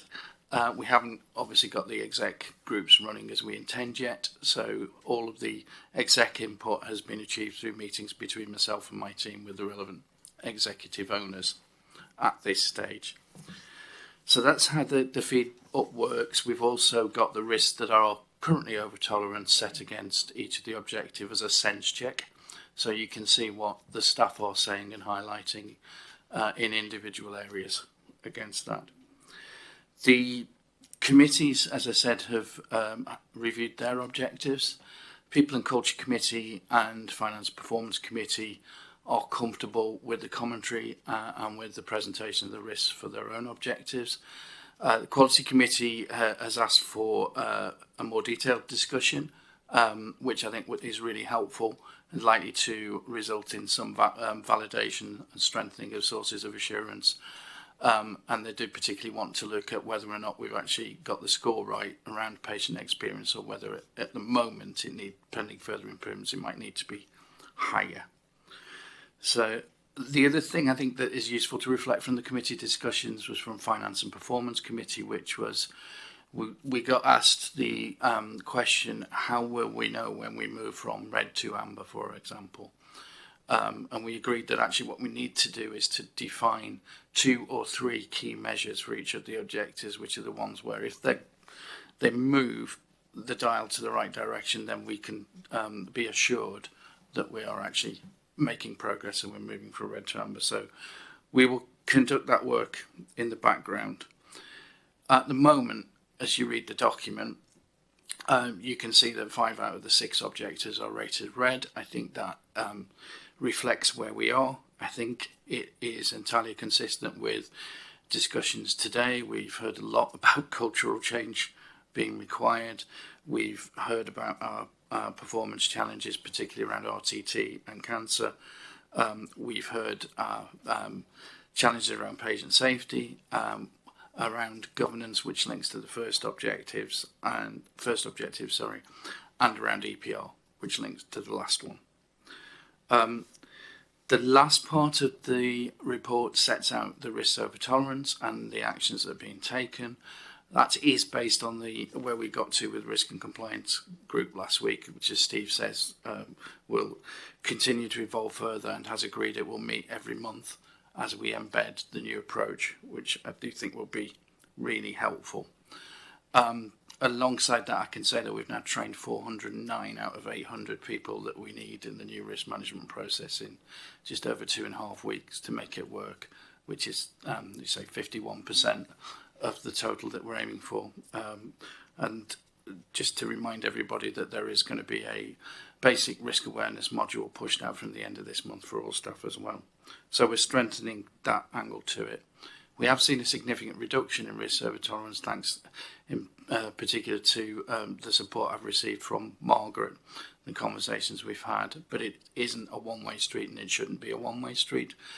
What Steve and I identified and we reiterated in the risk and compliance group last week was that if you reflect the board assurance framework back against the risk over tolerance, there are issues, risks that we're commenting on with the board assurance framework and some quality risks in particular that we aren't capturing or we might be underscoring in the operational risk registers. So again, that's another piece of work in the background, and some of those will actually be significant enough to bring in a corporate risk register moving forward. I'll stop there. I'm happy to take any questions. Thanks, Warren. A huge amount of work has gone into that, so thanks particularly to Warren and to Margaret in relation to that that work. I think this is a much more useful tool than what we had when I first started. Any questions on that? Margaret? Just a comment on the strategic risk. To me, that will close the gap, if you like. Oh, sorry, it's Margaret Kitchen, Board Advisor. That's twice I forgot to say who I was. And I think that will really, really seal it. And I think the assurance committees will feel that better as we're trying to assure at that point as well. So I think that's our next stage, really. And do we think there's anything that we've heard today that isn't accurately reflected in our BAF, subject to the comments the Quality Committee made? Anything anyone's picked up? No. Good. Thank you. Well, we'll take that for assurance, in the board assurance framework. And that brings us to the end of our formal business today. Just wanted to acknowledge at this stage that this will be Steve Crosland's last board meeting with us. We'll have an opportunity this afternoon to say goodbye to him, but I know that Frank wants to say something on behalf of the governors. Frank is our lead governor. If you could just come to a microphone, Frank, that would be quite helpful. Thank you. Yes, thank you, Chair. It was just, I want to take an opportunity because Stephen's been with us now for very many years and has gone through all the difficulties that this trust has done, and also the fact that he's at last managed to get the People and Cultures Committee together, which is something, was one of his little ambitions when he first started. But literally, Stephen, on behalf of the governors, we thank you very much indeed for the services you have given, and I'm sure you will be missed. Thank you. Thanks, Frank. I don't know if you want to say anything. We can get you a microphone if you want, Steve. Thanks very much, Frank, for the kind words. As you rightly said, it's been a bit of a journey in the 8 years that I've been here. Some good bits and some really challenging bits, but I think you've got a good bunch of people around this table to take the trust forward. So I really hope you'll double down on your endeavours and crack on with what is quite a full agenda, and I'm sure you'll succeed. Thanks very much. Thanks, Steve. You can watch our live streaming from afar and decide whether we're meeting that challenge or not. That's it, unless anyone else has any other business. No, our next board meeting in public is on the 3rd of June, and we'll see you then. Thank you.